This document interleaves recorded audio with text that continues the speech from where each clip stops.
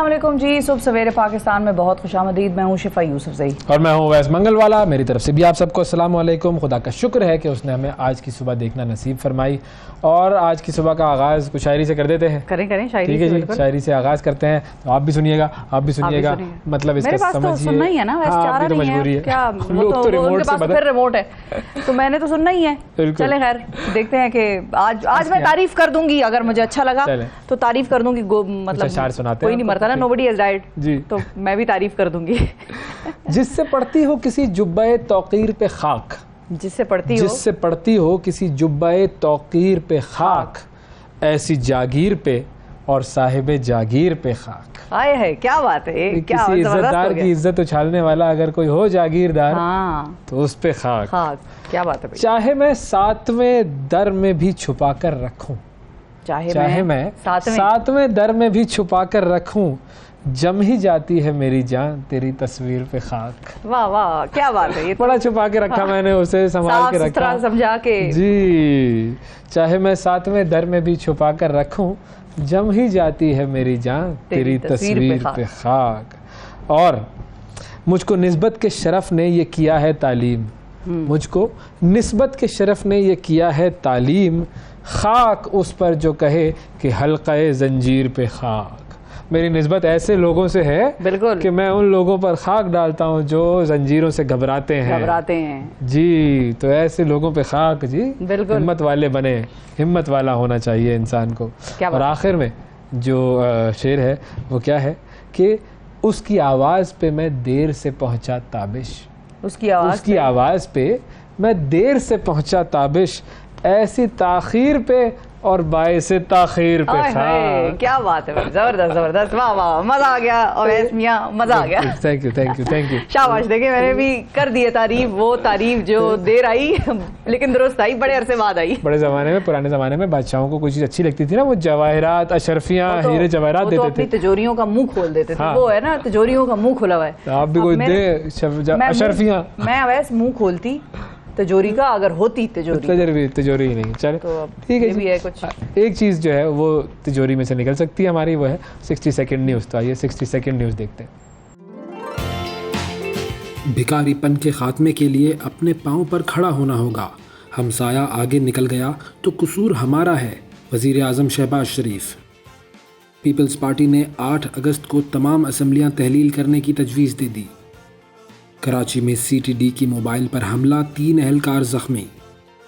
रावलपिंडी में कर्ज देने वाली ऑनलाइन कंपनियों की धमकियों से तंग शहरी ने खुदकुशी कर ली।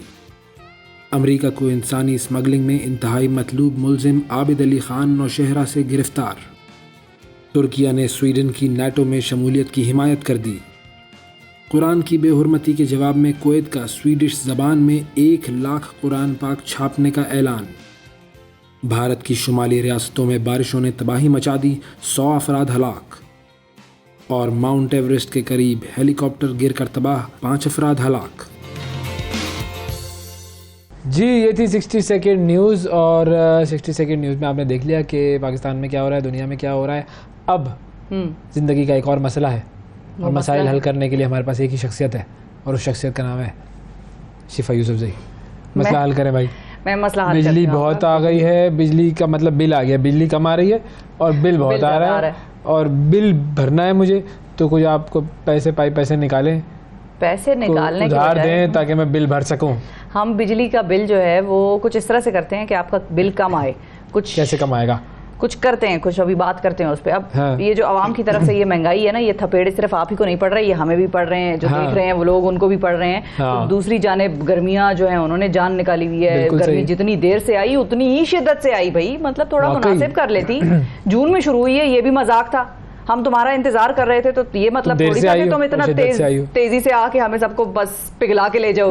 खैर नहीं, बिजली का बिल जो है वो ऐसा कागज है कि जिसको देखकर महंगाई और गर्मी दोनों की याद आती है। मतलब याद आती है, लोगों का मूड खराब हो जाता है। एक दिन हमारे कोई जानने वाले थे, उनके घर में मुलाजिम काम करता था, तो उसने कहा, उसको आंटी ने कहा कि साहब से पूछो कि पता नहीं क्या बात है। तो उसने कहा कि मैं नहीं पूछ रहा। तो उन्होंने कहा क्या हुआ है?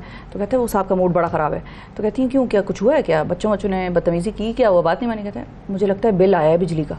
वाह वाह वाह। तो ये उस मुलाजिम ने उनका जो है, आपके साथ भी ना, आपके जानने वालों के साथ हर वाकया हुआ होता है, मामलात बहुत होते हैं, कोई ना, मतलब आप अक्सर देखेंगे इस प्रोग्राम में ये होता है, कोई मामला हो ना, इनका किसी जानने वाले के साथ वो कोई वाकया हुआ होता है। तो भाई इसी दुनिया में रहते हैं, इसी जिंदगी में लोगों के साथ मिलना जुलना रखना पड़ता है, होना। बताएं क्या करूं, बिल कैसे, उसका बिल कम करने के तरीके बताते हैं अब आपको। चलो तरीके। सबसे पहले तो बात यह है कि घर में एक LED बल्ब लगाएं, एक मतलब LED बल्ब लगाएं, ठीक है, LED बल्ब लगाएं। वो तो एक तो उन्होंने कहा था कि एक बल्ब ऑन किया करें, वो वाली बात में नहीं करी गवर्नर साहब वाली। बल्ब लगाएं तो LED बल्ब, उसकी वजह क्या है? रोशनी करने के दूसरे तरीकों की निस्बत LED बल्ब जो है वो 75% बिजली कम खर्च करते हैं और 25% ज्यादा चलते हैं। ठीक है, तो पंखा जो है, एक पंखा 1 घंटे चले तो तकरीबन उसका जो 75 वॉट बिजली इस्तेमाल करता है वो पंखा, और 1000 वॉट बिजली 1 यूनिट के बराबर है। अब इसलिए बिला जरूरत पंखे ना चलाएं, जब कमरे में कोई मौजूद हो तो ही पंखे चलाएं। अच्छा, ऐसा करना होता है? ऐसे ही करना। वो ये पंखे को पता नहीं चलता कि खुद निकल गया बाहर? मैं आपको कैलकुलेशन के साथ मैं ये सब हिसाब किताब करके लाई थी, बड़ा टाइम मेरा लग गया। खुद पता चलना चाहिए ना कि कोई निकल गया कमरे से बाहर, वो बंद हो जाए। हाँ, सेंसर वाले पंखे ऐसा होना चाहिए। में बन रहे हैं, हम कहाँ वो बटन दबाएंगे, इतनी मेहनत करनी पड़ती है, उठ के जाएंगे बिल्कुल। अच्छा, अब बात करते हैं एयर कंडीशनर्स की, AC स्प्लिट वगैरह।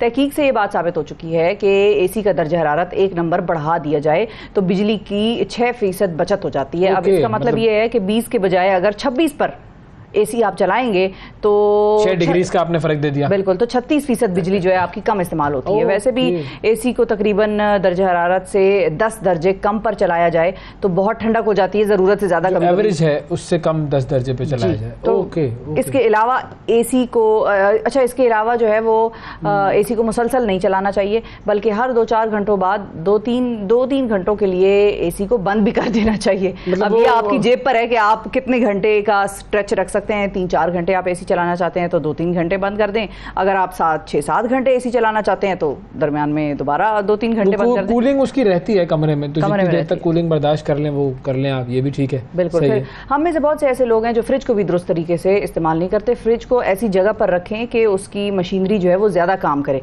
और बिजली के बिल में इजाफा का बायस ना बने वो आपका सिलसिला। फ्रिज को दीवार से कम 2 इंच दूर रखें, ठीक है, उसे धूप से बचाएं। गर्म हीटेड जो कमरे हैं, अब जाहिर है किचन में फ्रिज मोस्टली होता है, किचन गर्म है, तो फ्रिज के लिए एक पंखा जो है वो लाजमी लगा, फ्रिज के साथ अलग से पंखा लगाएं जो फ्रिज को ठंडा। शिफा क्या बातें कर रही हैं? ऐसा होता है वैसे, फ्रिज जो है वो खाना ठंडा करेगा और हम फ्रिज को ठंडा करेंगे पंखा लगा के। वो इसलिए भी होता है, उसकी मैं आपको दूसरी वजह भी बताती हूँ।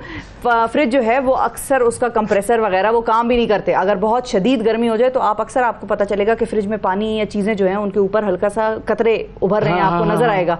उसका मतलब ये है कि फ्रिज आपकी प्रॉपर्ली कूलिंग नहीं कर रहा। बिजली तो वो खा रहा है लेकिन वो कूलिंग इसलिए नहीं कर रहा कि वो गर्मी इतनी शदीद ले रहा है, काम नहीं कर रहा। जिस तरह AC, मिसाल के तौर पे बहुत मरतबा ऐसा होता है किसी कमरे में आप AC लगाते हैं, यूनिट वगैरह उसके बाहर पड़े हैं, तो वो गर्मी इतनी शदीद होती है कि वो कहते हैं ना हम यार AC भी आज काम नहीं कर रहे। तो इस किस्म का सिलसिला भी हो जाता है। तो मतलब ये इंजीनियर शिफा की तरफ से ये एक नुस्खा आया, अहम नुस्खा आया। ये अक्सर फ्रिज जो ठीक करने वाले लोग हैं वो भी आपको ये बात बताएंगे। अच्छा कि पंखा लगाएं, पंखा कभी कभी अगर बहुत ज्यादा गर्मी हो, किसी दिन किचन में बहुत ऐसा शदीद गर्मी का मामला हो, तो आप एक दिन थोड़ी देर के लिए फ्रिज के लिए पंखा लगाएं ताकि उसकी मशीन, देखिए फ्रिज अंदर सामान ठंडा कर रहा है लेकिन फ्रिज की मशीन बाहर गर्म हो रही है। बिल्कुल ठीक है, तो ये ज़हन में रखिएगा। नुक्ता जिस पर बहुत कम लोग अमल करते हैं वो ये है कि टीवी, कंप्यूटर या जो भी दीगर डिवाइसेस हमारे घर में होती हैं उनको बंद कर देते हैं लेकिन स्विच ऑफ नहीं करते बटन से। उठने की कौन जहमत करे, स्विच बोर्ड पे जो बटन होता है वो बंद नहीं करते। टीवी को लगा हुआ है, बटन ऑन, बिल्कुल ऑफ कर दिया हमने। इन डिवाइसेस का स्विच ऑफ ना किया जाए तो ये मुसलसल बिजली खाती रहती हैं।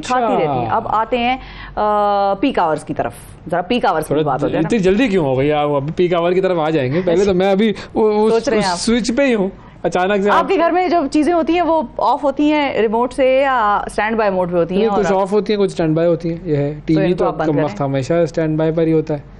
आपने बटन करना पड़ेगा, बंद करना पड़ेगा, कुछ करना पड़ेगा। बंद करें, लेकिन मैं आपको बता दूं बच्चों को बंद करना पड़ेगा कि बेटा आप ही बाहर ना निकले, कमरे में ही बंद हो जाए। लेकिन पीक आवर्स के बारे में बहुत कम लोग, मतलब बहुत सारे लोग ऐसे भी हैं जो नहीं जानते। पीक आवर्स का नाम आपने सुना होगा। शाम 5 या 6 बजे से रात 10 या 11 बजे के दौरान बिजली के नर्ख जो है वो बढ़ जाते हैं। बिल्कुल। तो ऑटोमेटिकली 11 बजे के बाद किसी ने इसलिए वगैरह करनी है तकरीबन रेट अच्छा खासा बढ़ जाता है, तकरीबन डबल ही हो जाता है। सही है, इस वक्त बहुत एहतियात करने की ज़रूरत है। ये बिल में इजाफे की एक बहुत बड़ी वजह साबित होते हैं। और इसके अलावा जब भी कमरे से जाएं तो बल्ब, पंखे, AC वगैरह सब बंद कर दिया करें। ये छोटी छोटी बचतें जो हैं वो बिल में बड़ी कमी की सूरत में ज़ाहिर होंगी, और अगर ना ज़ाहिर हुई तो आप मुझे फिर भी दुआ दे दीजिएगा। ज़ाहिर हो गई तो फिर ज़्यादा दुआएं दीजिएगा, और अगर ना ज़ाहिर हुई तो फिर दोबारा अपनी तरफ नज़रसानी कीजिएगा कि आप लोग शायद उन तरीक़ों से बिजली इस्तेमाल नहीं करें जिस तरह से मैं कर रही हूँ। मिसाल के तौर पे छोटी सी एग्जांपल है, हमने इस्त्री करनी है, कहीं किसी के घर जाना है, लेकिन अगले दिन का प्लान है हमारा। हाँ। अब बाजियाँ या हमारी बहनें वहनें या जो भी मुलाजिमीन है या जो भी करता है, लड़के वड़के भी इस्त्री कर लेते हैं, वो रात को 8 बजे शुरू हो जाएंगे जिस वक्त उनको टाइम मिलेगा। तो कोशिश करें कि पीक आवर्स में इस्त्री ना करें, 6 से 11 तक बिजली के जो ऐसी डिवाइसेज हैं जो बाद में इस्तेमाल की जा सकती हैं तो वो बाद में इस्तेमाल करें, 11-10 के ऑनवर्ड्स। सही, मतलब आपने मशवरे दे दिए, पैसे नहीं दिए बिल भरने के। ये है शिफाज यूसुफजई का तरीक़ाकार, लेकिन इंपॉर्टेंट है, बिल्कुल सही है, इस तरीके पर अमल करना चाहिए। अब मैं अमल करता हूँ, देखता हूँ अगले महीने क्या होता है, क्योंकि भाई बिल देखकर मैं तो बिलबिला उठता हूँ, आंखों से आंसू आ जाते हैं मेरी कि ये तो बच्चे आपसे पूछ रहे हैं अब्बा जी क्यों रो रहे हैं? बेटा आप लोगों की वजह से रो रहा हूँ कि ये आप लोग जो अपने कमरों में बैठे रहते हैं। अच्छा, हर एक का अलग अलग कमरा भी तो है ना, हर आदमी अपने कमरे में बैठ के कंप्यूटर पे काम कर रहा है, उसने पंखा भी चलाया हुआ है, लाइट भी चलाई हुई है। भाई बीच में आ जाओ, कॉमन में बैठ के, लाउंज में बैठ के काम कर लो सारे। नहीं भाई, प्राइवेसी है, हर आदमी की एक प्राइवेसियां चल रही हैं मैसेज में, प्राइवेसी, डिस्टर्बेंस। मैं असाइनमेंट लिख रहा हूँ तो मुझे वो उसकी, हम तो सारे एक ही रूम में बैठ के काम किया करते थे, पास भी होते थे, पढ़ भी लेते थे। इनको प्राइवेसियां चाहिए भाई, बच्चों को अजीब एक मामला बिगड़ गया है। चले आंखों की मैंने आपको बात बताई, आपने मशवरा दिया, मैं आपको आंखों का मशवरा देता। अच्छा, वो क्या? जी देखें, आंखें हम सब जानते हैं, आंखें बड़ी नेमत है बाबा, ये नहीं सुना होगा? हाँ, बिल्कुल। वो अंधा फकीर आता है तो वो क्या सदा लगाता है, आंखें बड़ी नेमत है बाबा, इनकी हिफाजत करना बड़ा ज़रूरी है। 5 आदतें ऐसी हैं जो कि आंखों को नुकसान पहुंचाती है और उनसे हर शख्स को बचना चाहिए। अब ज़रा सुन लें, सही है, ठीक है? ये 5 आदतें बड़ी अहम है। अच्छा, पहली आदत क्या है?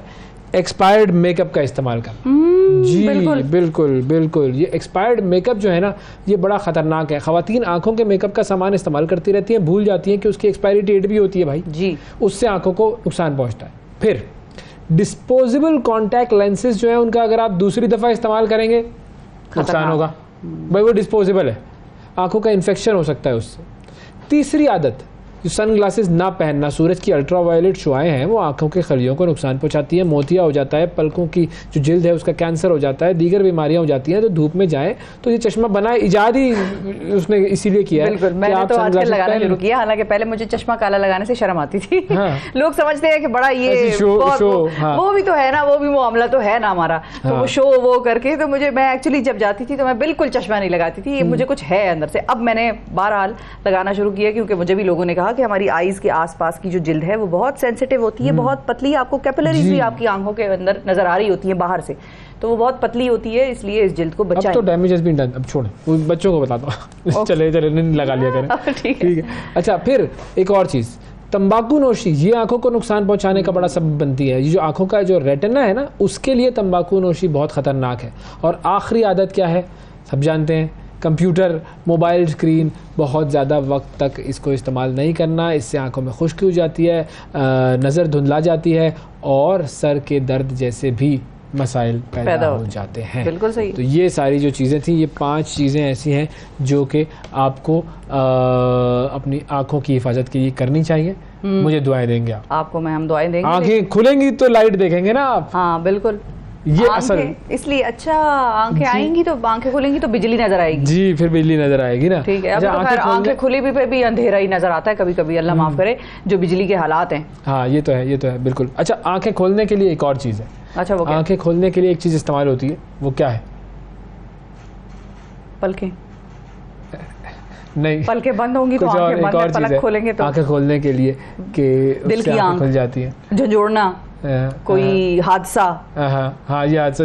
अच्छा गुड, ये पता है शिफा, you have the intelligence in you. देखिए, वो जो खानदान के दोस्त है आपके किस्से में सुनाती हूँ ना, मैं जिंदगी के तजर्बात आपसे शेयर करती हूँ। मैं भी एक, मेरे अंदर भी एक अदीब और वो उस किस्म का एक मुफक्किर है। किताब पर आ जाता हूँ मैं, किताब पर आ जाता हूँ मैं। आंखें खोलने के लिए किताब बर्दाश्त ना हुआ ये। अभी अदीब, मुफक्किर, मुदब्बिर, पता नहीं क्या क्या हमें मिल गए। अच्छा, तो आज की जो किताब है उसका हमने जिक्र करना है, मुख्तलिफ किताबों का हम जिक्र करेंगे, ये हम कर रहे हैं। तो आज की जो किताब है वो है तलाश। किसकी तलाश? ये मैं आपको बताता हूँ। इसके टाइटल पे ये आप देखें, ये क्या लिखा हुआ है? अल्लाह। और हाथ है, जो हाथ है और दुनिया भी है। जी बिल्कुल। अब ये जो किताब है तलाश, ये लिखी है जी मुमताज़ मुफ्ती साहब ने। अच्छा। मुमताज़ मुफ्ती साहब पाकिस्तान के एक बहुत बहुत बड़े राइटर उन्होंने फ़िक्शन भी लिखा है, नॉन फिक्शन भी लिखा है। अलीपुर का एली उनका बड़ा मशहूर नावल, अलख नगरी उनका बहुत बड़ा मशहूर नावल। फिर ये जो किताब है तलाश, ये वो किताब है जो मुझे ख़ास तौर पर बहुत ज़्यादा पसंद है। और उसकी वजह क्या है, इसका सब्जेक्ट क्या है? देखिए, अब ये जो मुमताज़ मुफ्ती साहब है ना, उन्होंने इसमें अपनी कहानी यूँ कही है कि लिखी है। अच्छा। और वो अपनी कहानी उन्होंने किस तरह लिखी है कि मुमताज़ मुफ्ती साहब जो हैं वो शुरू में मज़हब के बारे में बहुत ज़्यादा सवाल उठाने और सोचने वाले कि भाई नहीं, ये मुझे बात समझ में नहीं आ रही। क्योंकि बहुत सारे ऐसे लोग होते हैं ना, जो फ्रॉइड को पढ़ लिया आपने, या अल्फ्रेड एडलर को आपने पढ़ लिया, या आपने जो है वो दूसरे जो इस तरह के जो ऐसे ऑथर्स होते हैं या फिलोसोफर्स होते हैं, उनको आपने पढ़ लिया जो मज़हब को अपनी ज़िंदगी से निकाल देने की बातें कर रहे होते हैं। तो आप उनको पढ़ते हैं, तरफ का कुछ हल्का फुल्का रुझान हो जाता है उनमें। तो जब इन लोगों की वेव चली थी तो बहुत सारे ऐसे लोग थे कि जो कि उनसे मुतासिर हुए और उन्होंने मज़हब को रख दिया साइड पर। सही है। तो मुमताज़ मुफ्ती साहब जो है वो भी शुरू में इनसे इंस्पायर्ड थे। उसके बाद वो दोबारा मज़हब की तरफ आए, तो वो जो तलाश थी उस तलाश की कहानी है। और हर इंसान, हर जवान नौजवान को ये किताब पढ़नी चाहिए जो मज़हब के बारे में थोड़ा सा भी सोचता है और सवालात करता है। उसे ये किताब ज़रूर पढ़नी चाहिए। आपको लगेगा ये आपके बारे में, आपको लगेगा कि ये तो मेरे सवाल है जिनका जवाब मुझे नहीं मिल रहा। और इस किताब में उन अपने सवालों के जवाब भी उन्होंने दिए हैं। जो सवाल मैं पूछता था, उठाता था, उसका मुझे ये जवाब मिला। बिल्कुल, सवाल भी हैं, जवाब भी हैं। और वो तलाश जो है वो एक कामयाब तलाश है। जो इंसान खुदा से दूर हो रहा होता है, फिर वो खुदा की तलाश में निकलता है और फिर उसे खुदा मिलता है। बिल्कुल मिलता है। आंखें खोलने की बात, मुख्तलिफ तरीकों से आपको वो एहसास दिलाता है अपने होने का। आप बिल्कुल दुनिया में अकेले भी होंगे ना, आपको लगेगा कि अब तो गई, तबाह बर्बाद हो गए सब, और अब तो बिल्कुल अकेली तन्हाई रह गई है, कोई साथ नहीं है, अपना भी नहीं साथ। तो आपको वही एक जो अल्लाह है, कोई तो है जो निज़ाम हस्ती चला नजर आ जाएगा फौरन। एक जुमला सुने, बाब नंबर 1, शुरू कहाँ से होती है ये किताब? कितना बड़ा अलमिया है कि मैं 88 साल का हो गया हूँ, लेकिन आज तक मेरी समझ में नहीं आया कि मुसलमान का मतलब क्या है। मैंने उलमाए दीन से पूछा है, इस्लामी किताबें पढ़ी हैं, लेकिन बेकार। आलिम बात को और भी उलझा देते हैं। फ़लसफ़े किताबें जो है वो फ़लसफ़े छाँटती हैं। नहीं, मैं गैर मुस्लिम नहीं हूँ, अल्लाह के फ़ज़ल से मुसलमान हूँ। मैंने मुसलमान घराने में परवरिश पाई है। 45 साल से उस मुल्क का शहरी हूँ जो कि आइन के मुताबिक इस्लामी जमहूरिया है। इसके बावजूद मैं आज तक समझ नहीं पाया कि मुसलमान का मतलब क्या है। और यकीन कीजिए कि मैं एक पढ़ा लिखा फ़र्द हूँ। कई एक ममालिक के मुसलमान देखे हैं, उनसे मिला हूँ, इस्लाम पर उनके लेक्चर सुने हैं, लेकिन उसके बावजूद मुझे समझ नहीं आया कि मुसलमान का मतलब क्या है। ये किताब आपको वो मतलब बताएगी, वो मतलब समझाएगी। चलो भाई, बड़ी मज़ेदार किताब है ये, आप रखें, तो पढ़नी चाहिए भाई, पढ़िएगा फौरन से पहले। ठीक है जी, नौजवानों के लिए पढ़ लीजिएगा। ठीक है।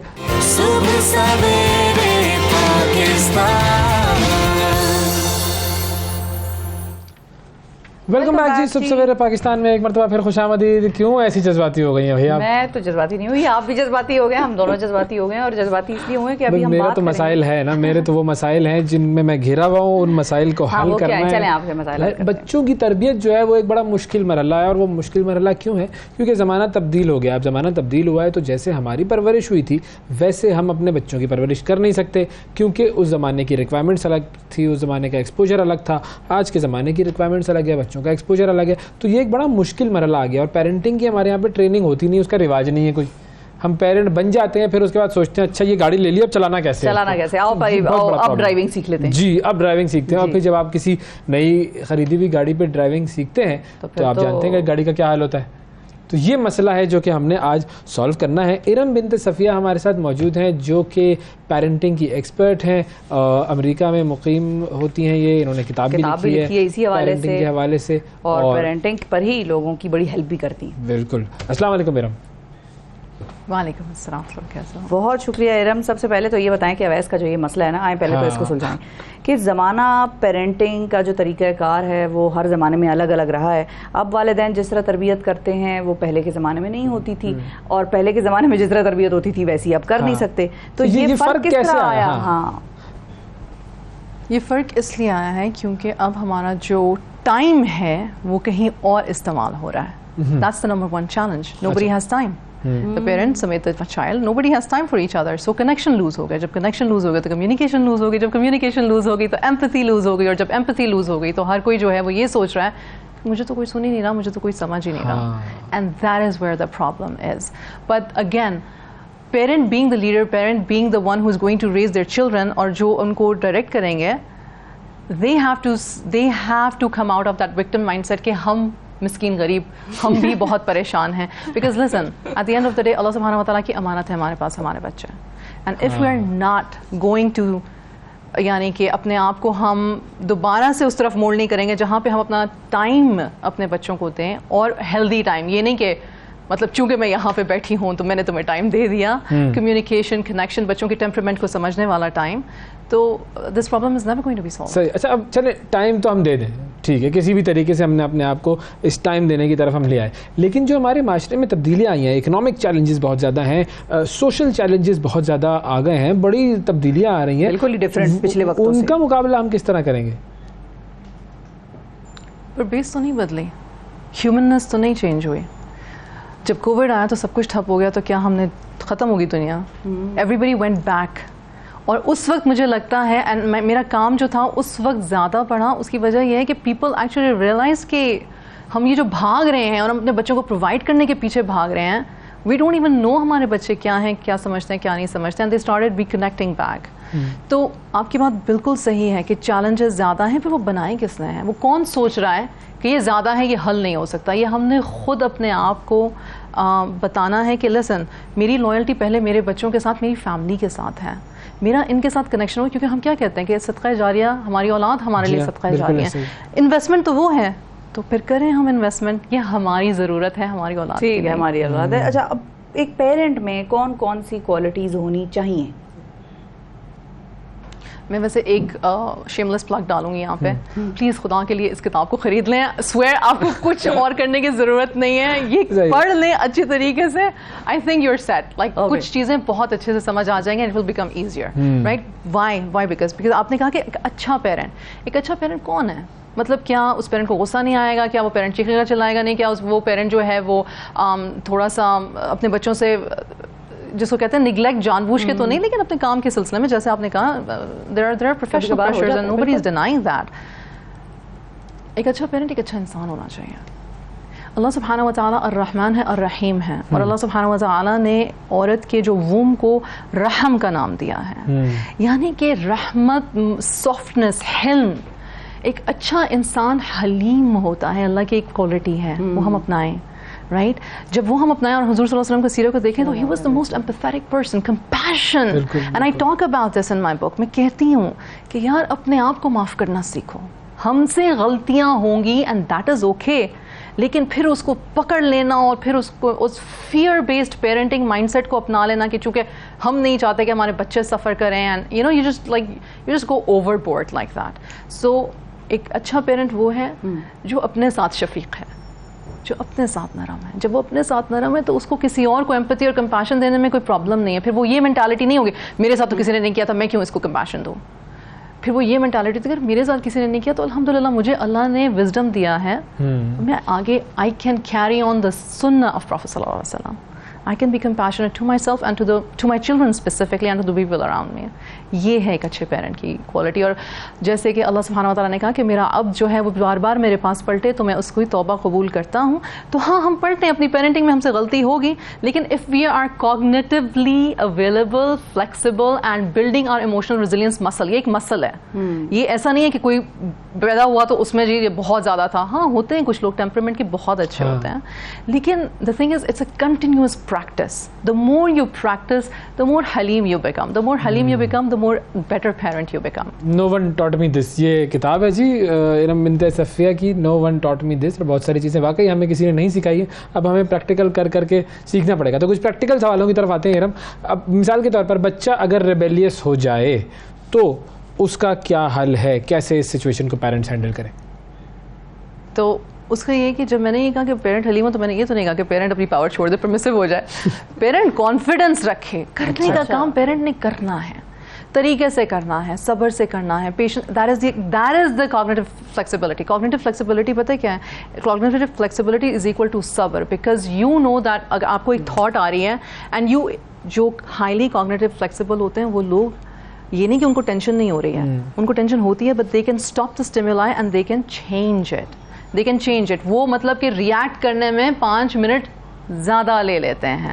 उस पेरेंट को गुस्सा है, उस पेरेंट को पता है, वो PS वाली अगर एग्जांपल लें, बच्चे की स्पोर्ट्स की एग्जांपल लें, स्ट्रेंजर्स की बात लें, आपने अपनी बात करते रहना है रेपिटेटिवली.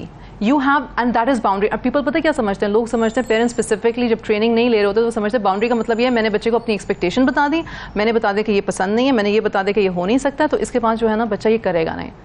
वो ज़रूर करेगा, वो डेफिनेटली करेगा. उसकी एज, उसकी मेंटल मैच्योरिटी या इमेच्योरिटी उसको मजबूर करेगी कि वो आपकी बाउंड्री को पुश करे. बाउंड्री ये नहीं है कि बस वो करेगा नहीं, बाउंड्री ये है कि आप फिर उस बाउंड्री के बाद उसको कहें कि आपसे ये कहा गया था, आपने ये नहीं किया. छोटे बच्चे जो होते हैं वो चीखते चलाते हैं, वो कहते हैं नहीं हमें नहीं पता, हमें नहीं पता. When they're, जब उनका मेल्टडाउन चल रहा होता है तो you need to know if they're between 0 to 7 their emotional brain is way more developed than their logical brain. तो उस वक्त पेरेंट का सब्र ये है, I know, and this is called acknowledgement and this is called validation. और मैं कहती हूँ कि ये दो चीज़ें कोई पेरेंट्स सीख लेना, ना उसे बाउंड्रीज के साथ प्रॉब्लम हो, ना उसे अपने कॉन्फिडेंस में प्रॉब्लम हो, और ना वो बच्चे के मेल्टडाउन से डरे. हम डरते हैं, हम उनके मूड स्विंग से डरते हैं, and that is not working for us, and that's why boundary is not working for us. I know that you don't like this. छोटा बच्चा या बड़ा बच्चा, मुझे पता है कि तुम्हें नहीं पसंद आ रही है बात, but I am sorry, this is how it is. ठीक है, छोटे बच्चे होते हैं वो, उनका जो इमोशनल वेव होता है वो जल्दी खत्म हो जाता है. 5 मिनट रोएंगे, 6 मिनट रोएंगे. कोई मेरे पास क्लाइंट्स आते हैं, वो कहते हैं हमारा बच्चा आधा घंटा रोता है. मैंने कहा उसके बाद क्या होता है? काम हो जाता है. मैंने कहा तो आधे घंटे का सफर उसने नहीं क्रिएट करना, आपने क्रिएट करना, करना. ठीक. जो बड़ा बच्चा है वो 2 दिन नाराज होएगा, रहता तो आपकी छत के नीचे है ना, हो जाए नाराज. But the boundary is a boundary, right? And you have to just be very open to the idea कि इसने नाराज होना है, इसको समझ नहीं आनी है, इसने पीछे से कोई मतलब कि दरवाजा ढूंढना ही है. ठीक है. तो रिजल्ट ओरिएंटेड बेसिकली हम बात कर रहे हैं इस वक्त. रिजल्ट ओरिएंटेड पेरेंट्स कैसे बनाए जाते हैं, मतलब कहाँ से आ जाते हैं ये रिजल्ट ओरिएंटेड पेरेंट? अच्छा, यहाँ पे ना मैं, चूँकि मैं पेरेंट्स की कोच हूँ तो इसलिए मेरा सवाल होता है, मैं आपसे कहती हूँ, मैं पेरेंट्स से पूछती हूँ अगर वो फेल हो गया तो क्या उसकी ज़िंदगी ख़त्म हो गई या उसके चांसेस ख़त्म हो गया?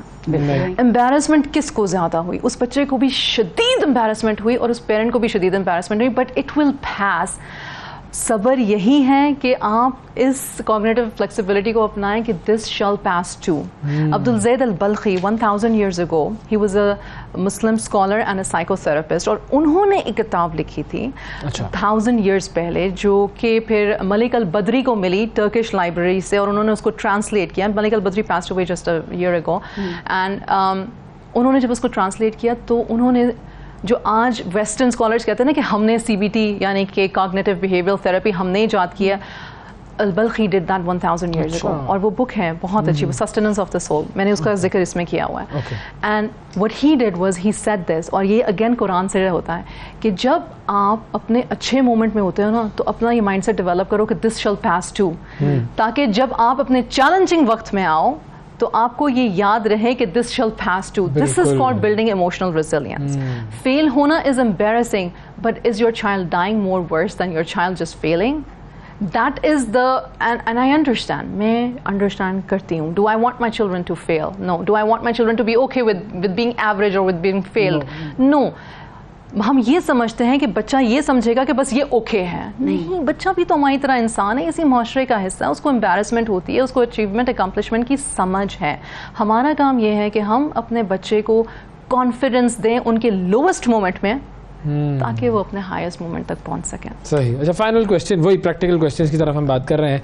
कैसे अपने बच्चे से एक बेहतर कनेक्शन बनाया जाए ताकि अगर कभी भी उसको कोई भी प्रॉब्लम हो, कोई इशू हो, तो वो अपने माँ बाप के पास आए, उन्हीं के पास जाए, किसी और के पास ना जाए, उनसे डिस्कस करें?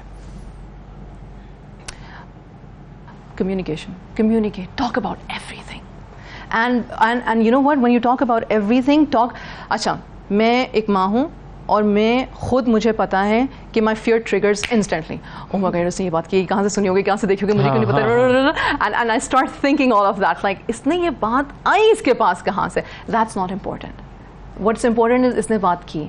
यानी कि बचपन से बच्चे को इस, अच्छा हम बचपन से बच्चों को बताते हैं good touch bad touch, right? तो बच्चों को ये कहना है कि it would never be your fault that somebody gave a bad touch to you. It's not your fault कि तुम्हें लगा कि तुम्हें इससे दोस्ती कर लेनी चाहिए. You wanted friendship, ठीक है, and I will understand. But the minute you realize something is not right, बेटा come to me. come to me because I can help you out and I will not judge you. Please, आजकल की Gen Z के लिए ये जो judgement वाला लफ्ज़ है ना, ये इंतहाई इंपॉर्टेंट है. अल्लाह का वास्ता है इसको अपनी वोकैबुलरी में डाल दें. हाँ, जो शॉर्टेस्ट कट है ना, ये जो जितने न्यू jargons है ना, please be familiar with those और अपनी अल्फाज में ना फेंकते रहें क्योंकि उससे पता है बच्चों को क्या चलता है. Oh my parent is updated man, they're cool. हाँ, they know it. So know the jargon, be confident. मेरी पेरेंट्स से रिक्वेस्ट है, नंबर 1 की बुक खरीदें, number 2 just be confident, you have it in you. अल्हम्दुलिल्लाह. थैंक यू जी, बहुत शुक्रिया. Iram bint Safiya हमारे साथ मौजूद. और ये no one taught me this, ये बार बार बता रहा हूँ मैं कि बहुत सारी चीज़ें हमें नहीं सिखाई गई हैं पेरेंटिंग के हवाले से, तो ये पढ़ लें और सीख जाएँ. Thank you Iram. नाजरीन, वक्फ़ा लेते हैं, वक्फ़े के बाद दोबारा हाजिर होंगे. हमारे साथ रहिएगा. सुबह सवेरे पाकिस्तान.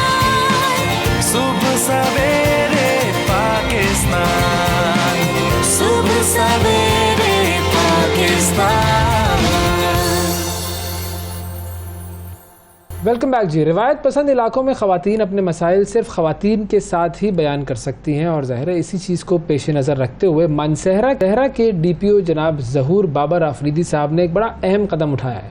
उन्होंने मानसहरा के थानों में विमेन हेल्प डेस्क कायम कर दिए हैं ताकि ख़वातीन बिला झिझक अपने मसाइल और शिकायत लेडी पुलिस के सामने बयान कर सकें. अब इस इक़दाम के मस्बत नताइज भी सामने आ रहे हैं और वो ख़वातीन जो पहले पुलिस स्टेशन जाते हुए झिझकती थीं वो अब खुलकर लेडी पुलिस के सामने अपने मसाइल बयान करने लगी हैं और यूँ माशरे के बड़े हिस्से के मसाइल हल करने का एक रास्ता खुल गया है. मानसहरा में विमेन हेल्प डेस्क के क़याम के बाद ख़वातीन की कितनी तादाद थानों का रुख कर रही है, उनके मसाइल किस तरह हल हो रहे हैं, इस हवाले से हम बात करेंगे. हमारे साथ मानसहरा के DPO जनाब ज़हूर आफरीदी साहब मौजूद हैं. अस्सलाम वालेकुम आफरीदी साहब.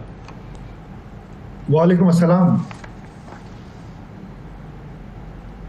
बहुत शुक्रिया आफरीदी साहब, आपने वक्त निकाला. अब इक़दाम तो आप लोगों का बड़ा कमेंडेबल है, लेकिन इसको थोड़ा सा समझने के लिए और लोगों को भी समझाने के लिए ये बताइए कि इसका आगाज़ किस तरह से हुआ और कौन कौन सी चीज़ों को आपका जो ये हेल्प डेस्क है ये कवर करता है.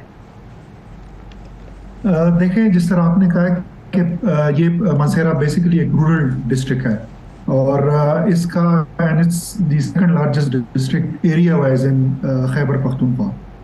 इसका टोटल रकबा 4600 स्क्वायर किलोमीटर है.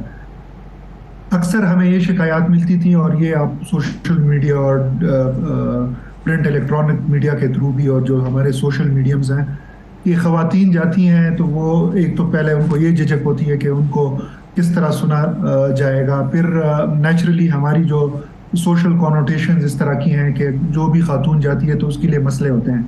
तो इसको मद्देनज़र रखते हुए हमने ये डिसाइड किया कि जो हमारे मेन सर्कल हेडक्वार्टर्स हैं, जिस तरह हमारा सिटी हो गया, शिंक्यारी हो गया, बफा हो गया, बालाकोट हो गया, तो उसमें हम क्यों ना जो हमारे स्टेशन हैं इनमें हम वुमेन डेस्क बनाएं, डेडिकेटेड वुमेन डेस्क. और वुमेन डेस्क भी इस तरह के हों कि हमारी जो लेडी कॉन्स्टेबल्स हैं, हमारी लेडी ऑफिसर्स हैं, पुलिस ऑफिसर, वो उधर 24/7 बैठें और जो ख़वातीन आए वो सीधी उन्हीं वुमेन डेस्क पे जाएं और जो उनके मसाइल हैं जो भी हैं तो वो खुल के बयान करें. क्योंकि अक्सर यही होता है कि वो ना खुल के बयान कर सकती हैं, ना वो एप्लीकेशंस दे सकती हैं. फिर वो नेचुरली वो एक झिझक होती है अगर कोई मुहर्रर के पास जाती हैं या SHOs के पास जाती हैं. तो उस झिझक को ख़त्म करने के लिए और उन फासलों को ख़त्म करने के लिए हमने ये वुमेन डेस्क जो है उसका आगाज़ किया. सही है. और अब इस विमेन डेस्क की क्या सिचुएशन है, कितने लोग, कितनी ख़वातीन आती हैं इन विमेन डेस्क पर, टोटल कितने हैं ये भी बताइएगा कि कितनों का क़याम किया गया है, कितनी लेडी जो पुलिस की एहलकार हैं वो मुकर्रर की गई हैं इस टास्क पे. देखिए, हमारे 4 सर्कल्स हैं, यानी 4 हमारे पुलिसिंग सर्कल्स जिसको कहते हैं. तो हमने उसके जो बड़े पुलिस स्टेशन हैं, 4 पुलिस स्टेशन, वहाँ पे ये women desk, dedicated women desk बनाए हैं और अभी इसको 20-25 दिन हुए हैं. और मैं आपको बताता चलूँ कि more than 150 complainants, women complainants इन वुमेन डेस्क पे गई हैं. और अक्सर यही इश्यूज होते हैं कि घरेलू उनकी नाचाकी के मसले होते हैं, प्रॉपर्टी के इश्यूज होते हैं, कोई और क्रिमिनल मैटर्स होते हैं, तो वो उधर डायरेक्टली जाती हैं और वो उनके कंप्लेंट्स रजिस्टर होते हैं. और हमने एक मैकेनिज्म ये रखा हुआ है, तो उसका डेटाबेस बनाया हुआ है और उसको वीकली SHOs जो हैं, फिर SDPOs, फिर मेरे ऑफिस में वो आते हैं DPO ऑफिस में, और हम कोशिश करते हैं कि उनके मसाइल डोर स्टेप पे हल हो। फिर हमारा इधर एक डेडिकेटेड यूनिट भी है कि खुदा ना खास्ता अगर कोई सेक्सुअल ऑफेंस से रिलेटेड है या कोई टॉर्चर, फैमिली टॉर्चर वाले इश्यूज हैं, तो हम हमारी टीम डेडिकेटेड एक यहाँ पे है मानसेरा डिस्ट्रिक्ट में, हमने साइकोलॉजिस्ट रखे हुए हैं, वो फिर उधर जाते हैं और उनसे मिलते हैं और उनके मसाइल हल करते हैं। और अगर कोई क्रिमिनल ऑफेंस है तो उसी टाइम उनका जो क्राइम है वो रजिस्टर हो जाता है। तो ये सारे जो मसाइल लेकर आती हैं ख़वातीन, ये FIR से पहले ही हल करने की कोशिश की जाती है या फिर मामला जो है वो FIR तक भी पहुंचता है? देखिए, मैंने इस तरह कहा कि अगर कॉग्निजेबल ऑफेंस है, खुदा ना खास्ता कोई सेक्सुअल ऑफेंस कमिट हुआ है, तो हम कोशिश करते हैं कि फिर प्रॉपर केस रजिस्टर कराएं, क्योंकि अक्सर ये शिकायत मिलती हैं कि ख़वातीन को दबा दिया जाता है, उनके मसले जो हैं वो रजिस्टर नहीं होते हैं, वो थाने से बाहर ही सोशल उन पे इतना प्रेशर आ जाता है। हमारी कोशिश होती है कि नहीं, प्रॉपरली केस जो है वो रजिस्टर हो और जो ऑफेंडर्स हैं उनके खिलाफ कानूनी कार्रवाई हो जाए। सही। अच्छा, अब ये भी मुझे बताइएगा कि जो ख़वातीन अहलकार हैं वो आपने कहा कि 24 घंटे वहाँ पर मौजूद होती हैं ख़वातीन की फैसिलिटेशन के लिए, उनकी कोई ख़ास किस्म की ट्रेनिंग करवाई गई है इस पूरे सिलसिले के लिए? देखिए, हमने कुछ रिफ्रेशर कोर्सेज भी कराए हैं उनके, और वक्तन फ़वक्तन जो उनके लिए मैंने एक SOP बनवाई हुई है, उसके मुताबिक भी हमने उनकी इंटरनल ट्रेनिंग्स की हैं यहाँ पे डिपार्टमेंटल, और कोशिश करते हैं कि एक तो पब्लिक डीलिंग उनकी वैसे ही जब उनकी जो बेसिक ट्रेनिंग होती है पुलिस की उसमें उनको सिखाई जाती है, बट वुमेन रिलेटेड इशू से और जो ख़वातीन रिलेटेड कवानीन हैं, डिफरेंट लेजिस्लेशन जो हुई हैं, उस रिलेटेड भी उनकी वक्तन फ़वक्तन हम ट्रेनिंग कराते हैं। जी, सही है। और यहाँ पर जो जिसको हम पहले बहुत हमने ये बात सुनी है, वन विंडो ऑपरेशन, तो एक तरह से तो ये हेल्प डेस्क आप लोगों का वन विंडो ऑपरेशन हमें समझने में लग रहा है, लेकिन क्या ऐसा ही है कि यहीं पर ख़वातीन आती हैं और उनका काम इन्हीं लेडी कांस्टेबल्स या जो पुलिस ऑफिसर्स हैं इन्हीं के साथ होता है, आगे के जितने मामलात हैं वो फिर खुद डील करती हैं थानों में या जो भी लीगल इशूज़ हैं? देखिए, वुमेन डेस्क का बुनियादी मकसद यह है कि एक तो वो झिझक ख़त्म हो, वो डायरेक्टली इन्हीं वुमेन डेस्क के पास जाएं, अपनी जो कंप्लेंट है वो रजिस्टर कराएं, और उससे आगे का प्रोसेस जो है वो जो कंसर्न लेडी कांस्टेबल होती है वो फॉरवर्ड करती है अपने मुहर्रर और SHO और फिर अपने SDPO है उसके पास। उनका केस जब एक दफ़ा रजिस्टर हो जाता है तो इसका हमने प्रॉपर मैकेनिज्म रखा हुआ है कि वुमेन रिलेटेड जितने भी ऑफेंसेस हैं, चाहे वो सेक्सुअल ऑफेंसेस हों, चाहे और क्रिमिनल रिलेटेड ऑफेंसेस, तो उस पे हम उनको प्रायोरिटी देते हैं और हम वीकली अपनी प्रोग्रेस भी देखते हैं, और जो हमारी क्राइम मीटिंग्स होती हैं हम इसको एक सेपरेट एंटिटी कंसिडर करते हैं जो वुमेन रिलेटेड ऑफेंसेस हैं। सही है। अच्छा, इसमें ये भी बताइए कि क्योंकि आपने वो कल्चरल कॉनोटेशंस की भी बात की हैं, तो जब ये हेल्प डेस्क का क़याम हुआ तो क्या जो वहाँ की सोसाइटी है या जो रिहायशी है वहाँ पर, उन्होंने इसको वेलकम किया या उनके कोई तहफ़्फ़ुज़ात हैं कि भाई ये तो आप लोगों ने हमारी ख़वातीन को एक एवेन्यू फराहम कर दिया? अगर मतलब मिसाल दे रही हूँ कि कोई शख्स अगर डोमेस्टिक वायलेंस करता है अपनी बीवी के साथ या बच्चियों को अपनी मारता पीटता है, तो वो ये नहीं चाहेगा कि उसकी बीवी ऐसी जगह पर कहीं जाए या कोई ऐसा एवेन्यू उसकी बीवी को, घरवाली को मिले कि जिधर से उस आदमी को वो सजा दिलवा सके या उससे छुटकारा हासिल कर सके। तो ये तो बेसिकली आपने ख़वातीन के लिए तो बहुत अच्छा काम किया है, लेकिन जो ऑफेंडर्स के लिए आपने मुसीबत बना दी है। तो कैसा फीडबैक है वहाँ की लोकल कम्युनिटी का? देखिए, ख़वातीन पहले भी आती थी to be honest police stations में, पुलिस ऑफिसर्स के दफातर में, बट उनको वो एवेन्यू या उस तरह का एनवायरनमेंट मेरे ख्याल में मुयसर नहीं था, जिसकी वजह से जो आप शुरू में आप लोगों ने जिक्र किया है कि झिझक थी, तो उसको ख़त्म करने के लिए जहाँ तक लोकल कम्युनिटी की का ताल्लुक है और फीडबैक का ताल्लुक है, तो वो अल्हम्दुलिल्लाह बड़ा ही पॉजिटिव है इन द सेंस के पहले वो यही समझते थे कि खातून पुलिस स्टेशन जाती है तो ये तो एक सोशल कॉनोटेशन और कल्चर के खिलाफ है कि वो मर्दों के बीच में जा रही है। लेकिन जब उनको ये एहसास हुआ है कि वहाँ पे वुमेन डेडिकेटेड वुमेन डेस्क बन गए हैं, तो ये इन इटसेल्फ एक पॉजिटिव उसको पॉजिटिवली उसको लिया जा रहा है। सही। सर मुझे एक और बात बताइएगा कि ख़वातीन के जो हालात हैं हमारे माशरे में, हम सब इससे वाकिफ़ हैं। पुलिस स्टेशंस में आपने अपने पुलिस स्टेशन में ये बड़ा बेहतरीन काम किया, एक बड़ा ज़बरदस्त हेल्प डेस्क बना दिया, लेकिन क्या ये एक बेसिक फैसिलिटी हर जगह नहीं होनी चाहिए? मतलब ये आपने तो एक काम कर दिया, अच्छा काम है, होना चाहिए, लेकिन बाकी जगहों पर ऐसी चीज़ें क्यों नहीं होती? क्या ये कोई ऐसी सेंट्रल कमान की तरफ से कोई ऐसी यूँ कह लीजिए कि उनकी तरफ से कमी है इस चीज़ में, या सोचा ही नहीं गया इस चीज़ के ऊपर? क्योंकि इस तरह के हम स्कैटर्ड अप्रोचेस तो देखते हैं, लेकिन ओवरऑल यूनिफाइड अप्रोच वो क्यों नहीं है? देखिए, आपकी बात बिल्कुल सही है। ये सिर्फ पुलिस स्टेशन या पुलिस के दफातर का इशू नहीं है, ये ऑलमोस्ट हर जगह है। बैंक्स में भी ख़वातीन नहीं जाती, दूसरे दफातर में भी नहीं जाती, इवन हॉस्पिटल्स में बहुत इश्यूज होते हैं। तो एक डेडिकेटेड यूनिफाइड अप्रोच की ज़रूरत है। और अल्हम्दुलिल्लाह मैं आपको बताना चलूँ कि चूँकि I have been serving in KP for the last 5-6 years, तो मुझे पता है कि Khyber Pakhtunkhwa police has gone a long way in this respect. और उसका ये है कि हमारे तमाम, मेरे ख्याल में जितने भी बड़े अजला हैं हमारे, वहाँ पे हमारे तमाम पुलिस स्टेशंस में हमारे डेडिकेटेड वुमेन डेस्क ऑलरेडी मौजूद हैं। बल्कि एबटाबाद में हमने ये किया था कि हमने ख़वातीन एडिशनल मुहर्रर अपॉइंट की हुई थी कि वो इवन मर्दों को भी ख़वातीन डील करें। तो आपकी बात सही है कि ये रिस्पॉन्स जो है वो डिपार्टमेंट्स की तरफ से भी होना चाहिए, बट हमारी जिस तरह हमारी अनफॉर्चुनेटली कम्युनिटी की एक ख़ास थिंकिंग है और उनकी एक ख़ास अप्रोच होती है वुमेन रिलेटेड के ख़वातीन को जाना ही नहीं चाहिए दफातर में, बिल्कुल, तो उस चीज़ चेंज करने की ज़रूरत है। डिपार्टमेंट्स मेरे ख्याल में बहुत कुछ कर रहे हैं। आपने देखा होगा कि डेडिकेटेड विंडोज़ बनाई गई हैं ख़वातीन के लिए, इवन ज़कात कलेक्शन के लिए।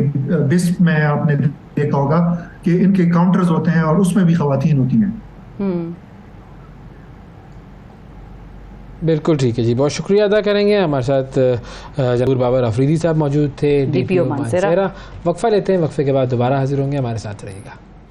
सुबह सवेरे पाकिस्तान, सुबह सवेरे पाकिस्तान, सुबह सवेरे पाकिस्तान। अब कुछ बात करते हैं जो नेचुरल डिज़ास्टर्स होते हैं, या सैलाब आते हैं, ज़लज़ले आते हैं, इस किस्म की जो नागहानी आफात आती हैं और जब हमारे मुल्क में आती हैं तो उनके साथ उनको डील करने का हमारा तरीक़ाकार, चाहे वो बहैसियत एक इंडिविजुअल हो या बहैसियत मुआशरा हो या बहैसियत एक इदारा या अथॉरिटी हुकाम की सूरत में हो, क्या हमारा रवैया उन डिज़ास्टर से डील करने का तरीक़ाकार, उनसे डील करने का ठीक है? उसमें बेहतरी होनी चाहिए, उसमें कोई कमियां कोताहियां हैं? एक वीडियो पिछले दिनों एक बड़ी वायरल थी और बड़ी इंटरेस्टिंग थी, तो उससे हमें इस चीज़ का आइडिया मिला कि भाई इन्हीं से बात करें कि क्यों हम कभी कभार नेचुरल डिज़ास्टर्स में अपना फ़ायदा तलाश करने लग जाते हैं। कभी कभार नेचुरल डिज़ास्टर्स में हुकाम बड़ा अच्छा काम कर रहे होते हैं लेकिन आवाम उन पर एतबार नहीं कर रहे होते। तो बहुत सारी इसकी जहतें हैं, इस पर हम डिस्कशन करेंगे। हमारे साथ पाकिस्तान के मारूफ अदाकार खालिद अनम साहब मौजूद हैं। अस्सलाम वालेकुम। मैं बिल्कुल ठीक हूँ। वालेकुम सलाम। थैंक यू 92 न्यूज़, आपने याद रखा हमें। सर, सबसे पहले जो इसी चीज़ की तरफ आते हैं कि जो हमारा रिस्पांस होता है नेचुरल डिज़ास्टर्स के हवाले से, ये आपको कैसा लगता है? क्योंकि ज़ाहिर है जो आपकी पिछले दिनों जब साइक्लोन आ रहा था तो आपकी वीडियो आई थी जिसमें आपने अथॉरिटीज़ का जो है वो रवैया, उसके हवाले में बड़ी बात की थी, उसके हवाले से काफ़ी एतराज़ किया था उन पर। तो ये आप बताइए क्या मसला क्या था वो? मुझे बेसिकली देखें, ये तो अच्छा होता है कि आप वार्न करें, वार्न करें, कोई ऐसी कुदरती आफत आ रही हो तो दुनिया भर में होता है कि जो अथॉरिटीज़ होती हैं वो बताती हैं। लेकिन तरीक़ेकार पे मुझे एतराज़ था, सिर्फ ये था कि हमारे पास मुख्तलिफ इदारे हैं। NDMA सबसे पहले है, जो नेशनल डिज़ास्टर मैनेजमेंट अथॉरिटी है, उसका काम था कि वो अपने ज़िम्मे लेती है, और कोई एक अथॉरिटी होती है ना, मेट्रोलॉजिकल डिपार्टमेंट अलग है, मेट ऑफिस जो है। अब ख़बरें मुतज़ाद थीं, और आप ऐसा नहीं होता कि अगर इमरजेंसी भी हो जाती है, आप फोरवार्न कर रहे थे कि जी आ रहा है, आप रात के 2-3 बजे दरवाजे नहीं पीटते किसी के जाके कि आप दरवाज़ा खोलें, निकल जाएं, आप छोड़ जाएंगे आप। सो उससे, हालांकि उससे एक दिन पहले DHA वालों से मीटिंग रही थी। उनके हर DHA की जहाँ मेरी रिहाइश है वहाँ हमारी एक कमेटी है, उनकी मुलाकात हुई थी और वो DHA ने बहुत अच्छी तरह मुलाकात की थी। और उसका लुब-ए-लबाब ये था कि भाई वो अगर DHA ये चाहता भी है या DHA के पास कोई सॉलिड प्रूफ है ये कि जी लाजमी तूफ़ान आ ही रहा है और आपको खाली करना ही पड़ेगा, खुदा न खास्ता इस हालात आ जाएंगे, तो हम गारंटी करते हैं, यानी DHA गारंटी करता है कि आपके घर में लूट मार नहीं होगी, हम सेव कर लेंगे, हम वहाँ आगे अपने गार्ड्स लगा देंगे। सो ये तो दो तरफा चीज़ होती है ना, हम यूं ही तो नहीं छोड़ के जा सकते थे। बुज़ुर्ग लोग हैं, ख़वातीन हैं, खाली बूढ़ी औरतें हैं, आदमी हैं, अकेले हैं, आप रात को उनका दरवाज़ा पीट रहे हैं। मुझे उस तरीक़ेकार पे एतराज़ था। सही। और अच्छी बात यह है कि इसका नोटिस जैसे आप लोगों ने लिया वो DHA ने भी लिया। उन्होंने मुझे टेलीफोन किया, उन्होंने कहा कि हाँ ये हमसे ज़रा हो गया था, हमारी तरफ से ऐसा नहीं था, क्योंकि अब जितने मुंह उतनी बात होती है ना। नेवी से एक अलग रिपोर्ट आ रही थी, जो कोस्ट गार्ड अलग रिपोर्ट दे रही है, इंटरनेशनल वेदर स्टेशन कुछ और बता रहे हैं, हमारे न्यूज़ चैनल्स कुछ और बता रहे हैं, हमारे सियासतदान कुछ और बता रहे हैं, हमारा मेट ऑफिस कुछ और बता रहा है, NDMA कुछ और बता रहा है। मेरा एतराज़ सिर्फ इतना था कि अथॉरिटी को आप सेंट्रलाइज कर लें, और अंग्रेजी में कहावत है, too many cooks spoil the broth. Too many cooks spoil the broth, absolutely, बिल्कुल आपकी बात सही है। अच्छा, अब ये तो बात हो गई अथॉरिटीज़ को किस तरह से डील करना चाहिए। अब अगर थोड़ी सी हम बात करें कि मीडिया को क्लाइमेट चेंज या क्लाइमेट के डिज़ास्टर्स मीडिया किस तरह से हैंडल करता है, आपका क्या ख्याल है कि डू यू फील कि ठीक हैंडल कर लेता है या वहाँ पर भी कुछ बेहतरी की ज़रूरत है? क्योंकि ज़ाहिर है चैनल्स भी बहुत ज़्यादा है, जिस तरह आपने कहा कि वहाँ पर टू मैनी कुक्स हैं अथॉरिटीज़ में, तो चैनल्स भी अच्छे खासे हैं, वो आपको लगता है ठीक काम कर रहे हैं? एक्सपोजर एजुकेशन, पंजाबी में एक मिसाल है, ओछा जट कटोरा लब्बा पानी पी पी आप रहा। अब वो चैनल्स तो खुल गए हैं, यानी एक पेंडू जट को एक कटोरा मिल गया तो उसको कोई काम नहीं, बार बार पानी पिए जा रहा है। तो वो जो एक दौड़ लगी हुई है, हम सब जानते हैं, उसमें आके थोड़ा सा ओवरबोर्ड चले जाते हैं। ये सेल्फ सेंसरशिप करनी चाहिए, चेक करना चाहिए कि यार हम ऐसी सुनी सुनाई पे आप हम सब जानते हैं यार, आप भी इसी माशरे में रहते हैं, हम भी इसी माशरे में रहते हैं कि खबर होती नहीं है, खबर बनाई जाती है। तो बस लेकिन ये लर्निंग प्रोसेस है, इससे हम गुजर जाएंगे। अब आप इतनी सी बात करें, वो हिंदुस्तान की एक क्लिप वो मैंने शेयर की थी, वो भी उठा ली, वो आप देखें, उन्होंने वो लगाया हुआ है क्रोमा पे, वो खड़ी भी झूम रही है स्टूडियो के अंदर। कम से कम अल्लाह का ये शुक्र है हम उस स्टेज पे नहीं आए। फिर एक और क्रोमा में वो जाली हेलीकॉप्टर में बैठी हुई दौरा कर रही हैं, हम इस स्टेज पे नहीं आए। We are still much better than a lot of countries. हाँ, और बेहतरी की गुंजाइश है। इसीलिए होता है कि एक हमारी वो अर्ली स्टेज है, छड़ी आप मुझे दे दें, मैं ऐसे ही घुमाता रहूँगा, उसको घुमाता रहूँगा, उस घुमाने में लग जाए। तो हमें पावर को कंटेन करना आना चाहिए, जो कि वक्त के साथ ही आता है। ट्रू। लेकिन खालिद साहब, आपने बातें तो बिल्कुल ठीक की हैं, लेकिन अब चूंकि हम बात क्लाइमेट चेंज और नेचुरल डिजास्टर्स की कर रहे हैं, पाकिस्तान में बहुत ज़्यादा ये फिनोमेनन्स अब देखने में आ रहे हैं, इसलिए इस पर जितनी बात हो उतना कम है हमारे मुताबिक। और चूंकि आपने भी जो वीडियो वगैरह बनाई तो उस पर भी लोगों को बड़ी एक समझ में आई बात कि भाई इस तरह से नहीं निकालना लोगों को घर से। लेकिन हैविंग सेड दैट, इंतज़ामिया की जो कैपेसिटी है, सरकार की कैपेसिटी है, वो भी तो नहीं अभी डेवलप हुई हुई उस तरह से इन डिजास्टर से निपटने की। बिल्कुल आप सही कह रहे हैं, आपने 100% सही बात की। पहले से वर्किंग होनी चाहिए। आप लास्ट मिनट पे किसी मिनिस्टर को इंचार्ज लगा देते हैं, उनको कुछ नाम ही नहीं पता होता चीज़ों का, वो इधर से लेते हैं, इधर से लेते हैं अपने एडवाइज़र से, एडवाइज़र गूगल करता है, वो पकड़ा देता है पर्ची, इधर ये गूगल करता है, वो पकड़ा देता है। ऐसे नहीं होता, हैंड्स ऑन होना चाहिए। जो आप इमरजेंसी में आप कमिटीज़ बना देते हैं, आपने हमारी बड़ी मोहतरम शहरी रहमान साहिबा को आपने मिनिस्टर बनाया हुआ एनवायरनमेंट का, आई डोंट थिंक सो उनको कुछ पता है, उनकी क्वालिफिकेशन नहीं है एनवायरनमेंट के ऊपर। सो जब आप किसी ऐसे शख्स को जो उस चीज़ के लिए क्वालिफाइड नहीं है, आप वो काम देते हैं, तो जाहिर सी बात है वो उन्होंने अपनी तरफ से कोशिश की होगी। और एक शख्स जो नहीं जानता अब मिसाल के तौर पे मैं यहाँ बैठा हूँ, आप मुझे रिकॉर्ड कर रहे हैं लाइव, मुझे अगर नहीं आता कि यार कैसे होगा तो मैं या तो कैमरामैन से पूछूंगा या आपसे पूछूंगा और मैं मीनो इन दोहरा दूंगा, वो चाहे वो सही हो चाहे गलत हो। तो थोड़े से जो मिनिस्टर्स को पोर्टफोलियो दिए जाते हैं ना, उनको उन्हीं की फील्ड के देने चाहिए। अगर नहीं है तो इसीलिए वो जो एक हमारे मुल्क में हर दूसरे तीसरे साल शोर होता है टेक्नोक्रेट गवर्नमेंट का, टेक्नोक्रेट गवर्नमेंट, तो वो जो है ना, वो टेक्नोक्रेट जो है उसका लाना ज़रूरी है। अभी जिसका काम नहीं है तो उससे आप कराएंगे तो ऐसे ही right man for the right job होना चाहिए, प्रोफेशनल जो उस फील्ड का वो होना चाहिए। अब इसमें दो डिबेट आ जाती है ना। अब शरीफ साहिबा को तो खैर दुनिया भर में बड़ी पजीराई हो रही है, उनकी बड़ी लिस्टों में उनका नाम आ रहा है कि क्लाइमेट चेंज के लिए काफ़ी, लेकिन एज ए प्रोफेशनल उनकी स्टडी या उनका जो फील्ड है, डोमेन है, वो नहीं है। तो ये बात आपकी दुरुस्त है। अच्छा, अब हमारे यहाँ ये तो चले अथॉरिटीज़ की बात हुई ना, हमारे यहाँ जो अवाम है वो भी तो नहीं सुनते ना इंतजामिया की। बहुत सारी जगहों से खाली करवाना था जगह, वो तूफान देखने चले जाते हैं हमारे यहाँ पे लोग। हमारे यहाँ पे लोग ऐसे हैं कि जिनसे कहें कि घर खाली करो, अगर सही तरीके से भी कहा जाए तो वो कहे नहीं जी हम नहीं कर रहे। बुजुर्ग जो है वो अटक जाते हैं कि नहीं जी हमें तो करना ही नहीं है। तो हम भी ज़रा, हमें भी मरण का शौक भी है ऐसा कुछ है ना मामला? देखिए, अगर तो आपकी बात पे मुझे भरोसा होगा तो मैं यकीनन मान लूँगा।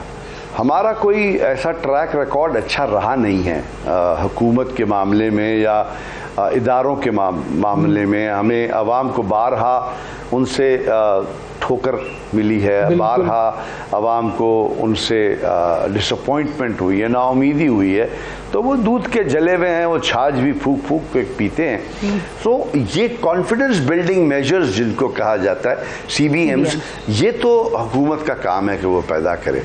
अभी हर दूसरे तीसरे साल सच बदल जाता है जिस मुल्क में, हर दूसरे तीसरे साल झूठ बदल जाता है, हर दूसरे तीसरे साल हीरो बदल जाता है, विलन बदल जाता है। तो वहाँ थोड़ी अवाम का कसूर इतना नहीं है, अवाम भी हम ही हैं, वो भी हम ही हैं। सो जैसे हम हैं वैसे वो हैं, जैसे वो हैं वैसे हम। आदमी तो हम, we are all the same, हम एक ही थाली के चट्टे बट्टे हैं। हम उतने ही आलिम हैं जितने वो हैं, हम उतने ही जाहिल हैं जितने वो हैं। So we are the same. So उसमें यह है कि हम जब परफेक्शन पे जाएंगे, हम काबिल लोगों को बिठाएंगे, हम कॉन्फिडेंस बिल्ड करेंगे। अगर मिसाल के तौर पे अब आपने अपना यहाँ यूनिट भेजा हुआ है, अगर आपको इन पे भरोसा ना होता आप थोड़ी भेजते। दुरुस्त। आपको है ना, आपने कहा नहीं मैंने कारामद आदमी भेजा। मुझे 92 पे भरोसा है कि यार जो मैं कहूँगा वो मिनोइन वैसे ही आएगा, मेरी बात को वो ट्विस्ट नहीं करेंगे। तो इसलिए मैंने कहा कि हाँ बिल्कुल कीजिए, आप बात करें। तो ये तो आप चाहें तो काट कुछ बना लें बात। सो हम और आप और अवाम और हुक्मरान सब एक हैं। तो लर्निंग प्रोसेस है, अच्छा करने की कोशिश करें। जब आप कहते हैं ये सही नहीं है, वो सही नहीं है, ये सही, तो हम भी सही नहीं है, अवाम भी सही नहीं है, हुक्मरान भी सही नहीं है, क्योंकि एक ही है ना।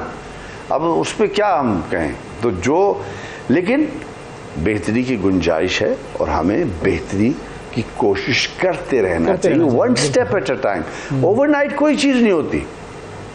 ऐसा नहीं होता कि मैं एकदम मैं कहूँ कि हाँ अभी हो जाना चाहिए, ऐसा नहीं होता। उसको प्लान किया जाता है। आप जो प्रोफेशनल्स हैं उससे पूछते हैं।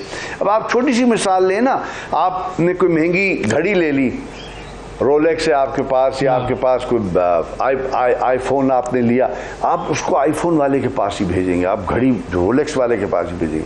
लेकिन अवाम को आपने बिल्कुल, औलाद को अपनी ऐसे छोड़ दिया। आपने कभी स्कूल की किताबें पढ़ी हैं उनकी, तो क्या लिखा हुआ है? कभी आपने हिस्ट्री की किताबें पढ़ी है, तारीख की, क्या लिखा है?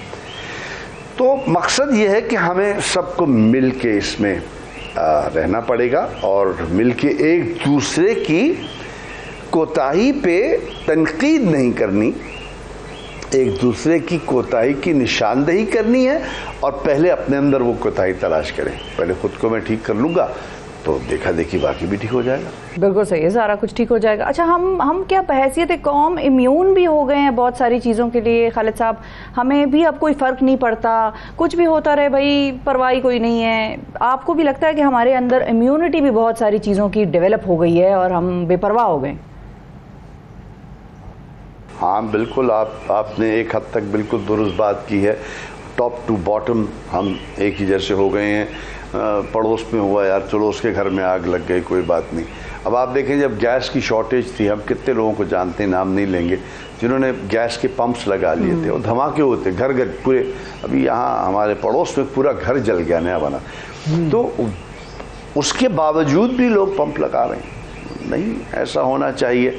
हमारे मुल्क में असल में हम सब में एक आदत ये बन गई है कि हम शॉर्टकट लेते हैं। अब सड़क पे एक ट्रैफिक का निज़ाम जो है ना, वो एक मुल्क की समझे कि निशानदेही का एक्सरे होता है वो जी। आप एक सड़क पे निकल जाएं, ट्रैफिक का निज़ाम देख लें, तो आवाम ऐसी है, मुल्क ऐसा ही है। मोटरसाइकिल यूँ जा रही है, रिक्शा यूँ जा रहा है, गाड़ी यूँ जा रही है, ट्रक यूँ आ रहा है, कोई निज़ाम नहीं है। पुलिस वाले ने एक मोटरसाइकिल वाले को पकड़ लिया है, उससे भाव-ताव कर रहा है, यहाँ ट्रैफिक का सिग्नल तोड़े जा रहे हैं, वो वहाँ खड़ा हुआ अपने पैसे बना रहा है।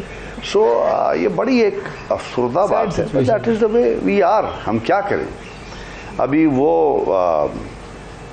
अगर हम इस पे काम करना शुरू करें और हम देखें कि यार ये तो बड़ी मसला है। हाँ, आप इसमें जिसे कहते हैं ना कि मिनिमम नहीं, the maximum you can do, कि आप खुद को ठीक कर लें। आप खुद अपनी लेन में रहें, लाल बत्ती पे रुकें। अब आप लाल बत्ती पे तो रुका नहीं जाता आपसे, आप कह रहे हो हम ठीक कर लेंगे कौम को और हम ये हो गए वो हो गए। हमारा फेवरेट जुमला ये हो, जानते नहीं हो तुम? जानते नहीं मैं कौन हूँ? नहीं जानते भाई, हमें क्या पता। हमें क्या पता? आप किसी को करेक्ट करने की कोशिश तो करें। वो पहला जुमला कहता है जानते नहीं हो, काले शीशे, हरी नंबर प्लेट, किसी भी पार्टी का फ्लैग। बेचारा पुलिस वाला क्या रोकेगा उसको, कैसे ठीक करेगा? सो हुकूमत इदारों को मजबूत नहीं करती, इदारे इन रिटर्न आवाम की खिदमत नहीं करते। इदारों को जो है वो चूँकि कहते हैं ऊपर से नीचे आता है ना, ट्रिकल डाउन करता है। अच्छी चीज़ होगी वो ऊपर से नीचे आएगी, गंदी होगी वो भी ऊपर से नीचे आएगी। तो वो टॉप पे करप्शन है तो वो नीचे आता रहेगा, टॉप पे अच्छाई है तो वो नीचे आती रहेगी।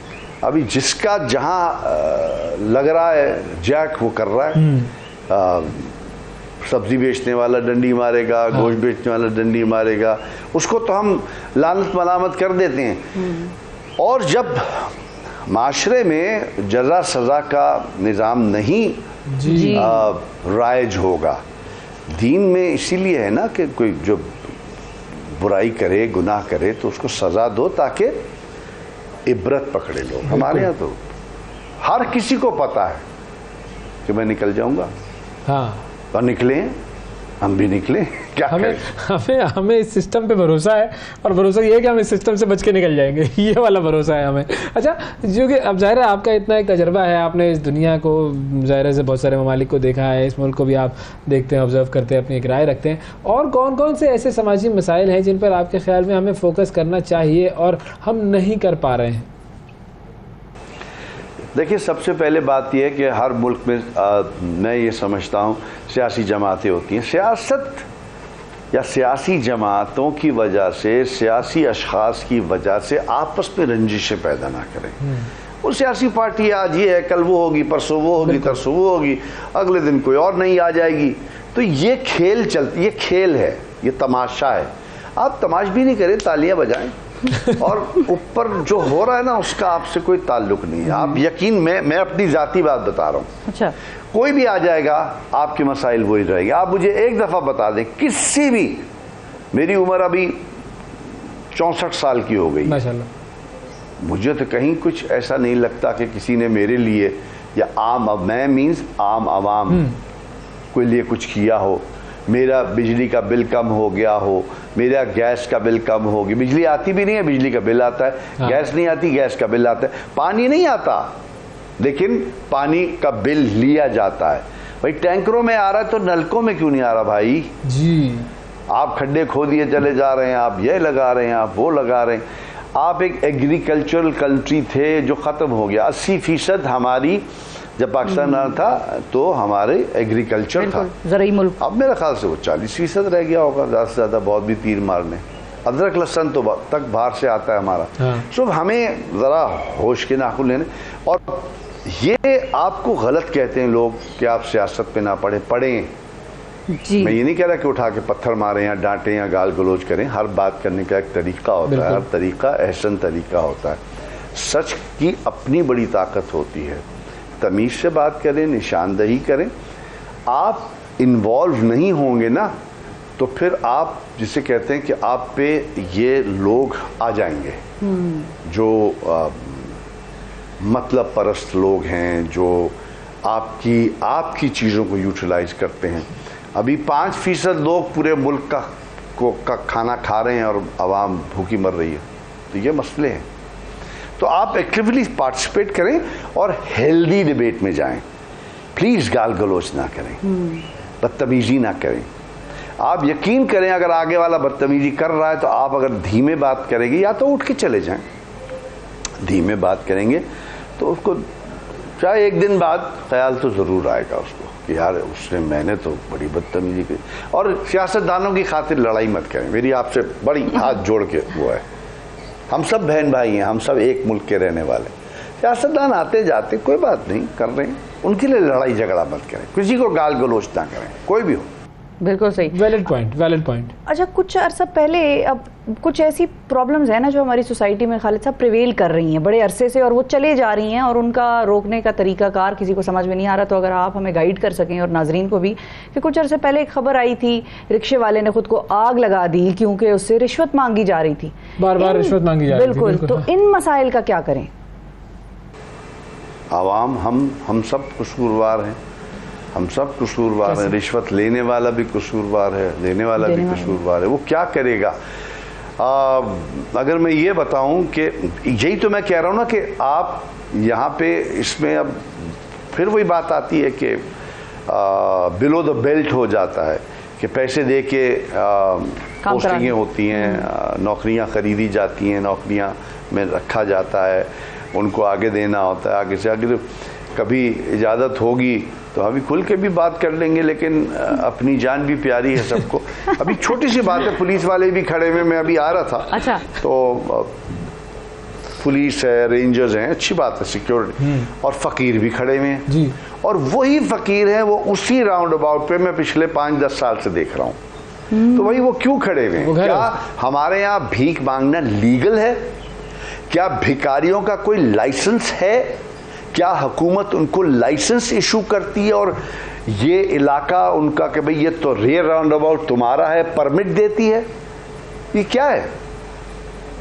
आप जब भीख को लीगलाइज कर देंगे तो जब आपने हाथ फैलाने को लीगलाइज कर दिया। बिल्कुल, और फिर हम पूरी कौम हाथ फैला रही होती है एक दूसरे के आगे, इंटरनेशनल इदारों के आगे, दूसरे मुल्कों के आगे। ये बिल्कुल सही कहा आपने। अच्छा, एक और जुमला बड़ा इस्तेमाल होता है, हमारी कौम बड़ी रेजिलियंट कौम है, हर मसले के बाद हम उठ खड़े होते हैं और मसले से निमटते हैं वगैरह वगैरह। बार बार ये निमटते क्या है, सब्र ही करते हैं, खैर। लेकिन वो होता है ना, ये जुमला बार बार कहा जाता है। अच्छा, अब बार बार मसलों में घिरना और उनका सद्जवाब ना करना, उसका कोई सलूशन ना निकालना, कोई हल ना निकालना, अगले मसले को प्रिवेंट ना करना, कुछ ना सीखना, ये रेजिलियंस तो नहीं होती है सर?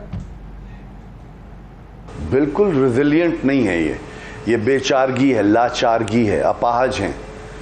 ये रेजिलियंस नहीं है। अगर एक आदमी के हाथ पांव टूटे हुए हों और ज़मीन पे क्रॉल कर रहा है, चाहे वो ज़मीन प्लेन हो, कालीन वाली हो, कांटे वाली हो, कीचड़ वाली हो, उसके हाथ पांव टूटे वो उस पर क्रॉल करेगा।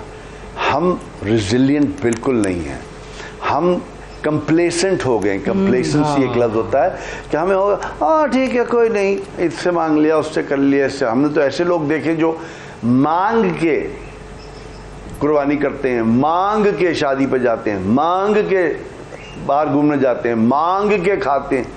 आपने सबसे बड़ी चीज़ है आपको खुददार होना है। ये कौम खुददारी खो चुकी है, मैं माफ़ी चाहता हूँ। और ये सब बेकार की बात है कि बड़े खुददार हैं और ऐसे हैं, और 75 साल से आप भीख मांग रहे हैं और आप कह रहे हैं आप खुददार हैं। सड़क पे जगह जगह फ़कीर आपको मिलते हैं और आप कहते हैं आप खुददार हैं। आप कभी अमेरिका से मांगते हैं, कभी चाइना से मांगते हैं, कभी आप रूस से मांगते हैं, कभी आप सऊदी अरेबिया से मांगते हैं, कभी यूएई से मांगते हैं, आपका प्राइम मिनिस्टर मांगता है, आपके होते सोते मांगते हैं, आपकी ब्यूरोक्रेसी मांगते हैं। आप कहते हैं आप खुददार हैं? नहीं, आप खुददार नहीं, आप ढीठ हो गए हैं, आप अपाहज हैं। प्लीज़ समझें, मैं भी उस पे मैं आपके साथ हूँ। मैं भी अपाहज हूँ, नहीं है चलो यार हो चलो ये कर दो, अच्छा चलो ये, हम शॉर्टकट्स ढूंढते हैं, हम परमानेंट सोल्यूशन चाहते नहीं हैं, हम डियर साइटेड जैसे कहते हैं ना, हम बहुत कुंद ज़हन और कम नज़र लोग हैं। हम आज गुजर गया, हाँ ठंडा हो गया कमरा, ठीक है अरे देखेंगे यार, कल देखेंगे, बाद में शॉर्टकट, कुंडा लगा लो, लाना कर लो, ये कर लो वो। एक हमारे मुलाजमा ने कहा कि वो मैंने कहा भाई हमारे यहाँ पिछले रमज़ान बिजली नहीं आ रही थी, बड़ा मसला, वो निकले हमारे यहाँ तो आती। मैंने कहा अच्छा यार बड़ी अच्छी बात है, कैसे? तो वो कह लेंगे वो तराबियाँ भी होती हैं तो हम तो नमाज भी पढ़ते हैं, तो वो भाईजान ने ना वो कुंडा लगा लिया तो उसमें। मैंने कहा तुम्हें पता है कुंडा चोरी है? नहीं, वो तो सबने, मौलवी साहब ने कहा था कुंडा लगा लें खंबे से। तो ये बात है, अब इस पे क्या कहें, आप रिजिलियंस नहीं कहते। तो आपने जब आपका ईमान खत्म होता है तो आप में अच्छे बुरे की तमीज़ खत्म हो जाती है। आप सिर्फ इस पे टारगेट करते हैं कि मुझे मेरी चीज़ चाहिए बाय हुक और बाय क्रुक, और वही हो रहा है। बैटिंग इन आए विदाउट इवन कमिंग होम, कि हम आके देख लें यार कुरान को खोलें तो क्या लिखा था वाकई उसमें, या उसने अपनी कोई तशरीह पेश कर दी है। सो मकसद कहने का ये है, तरबियत और तालीम ये दोनों होने चाहिए। तरबियत बगैर तालीम के चल जाएगी, तालीम बगैर तरबियत की नहीं चल सकती। ये बात याद रखिए। सर वैसे उनको कुछ ज्यादा ही सच बोल दिया हमने, अल्लाह खैर करे अब आपकी भी और हमारी भी। लेकिन problems identified, let's come to the solutions. अब इस सिस्टम को बेहतर करने के लिए करें क्या सर? जजा सजा के कॉन्सेप्ट को लागू कर दें, इस वजह से मत छोड़ें कि वो बड़ी गाड़ी में है। सिर्फ मोटरसाइकिल वाले का चालान ना करें, गाड़ी वाले, काले शीशे वाले का भी करें। मिनिस्टरों को ना छोड़ दें, अमीरों को ना छोड़ दें, सेठों को ना छोड़ें। आप सिर्फ गरीबों पर चालान करते हैं, आप सिर्फ गरीबों का गिरेबान पकड़ते हैं, आप सिर्फ गरीबों को थप्पड़ मारते हैं। आप में तो इतना थप्पड़ नहीं है। आप ज़रा कानूनी का जो लागू कानून मौजूद है उस पर अमल कराएं, जिसे कहते हैं ना इन लेटर इन स्पिरिट अमल कराएं।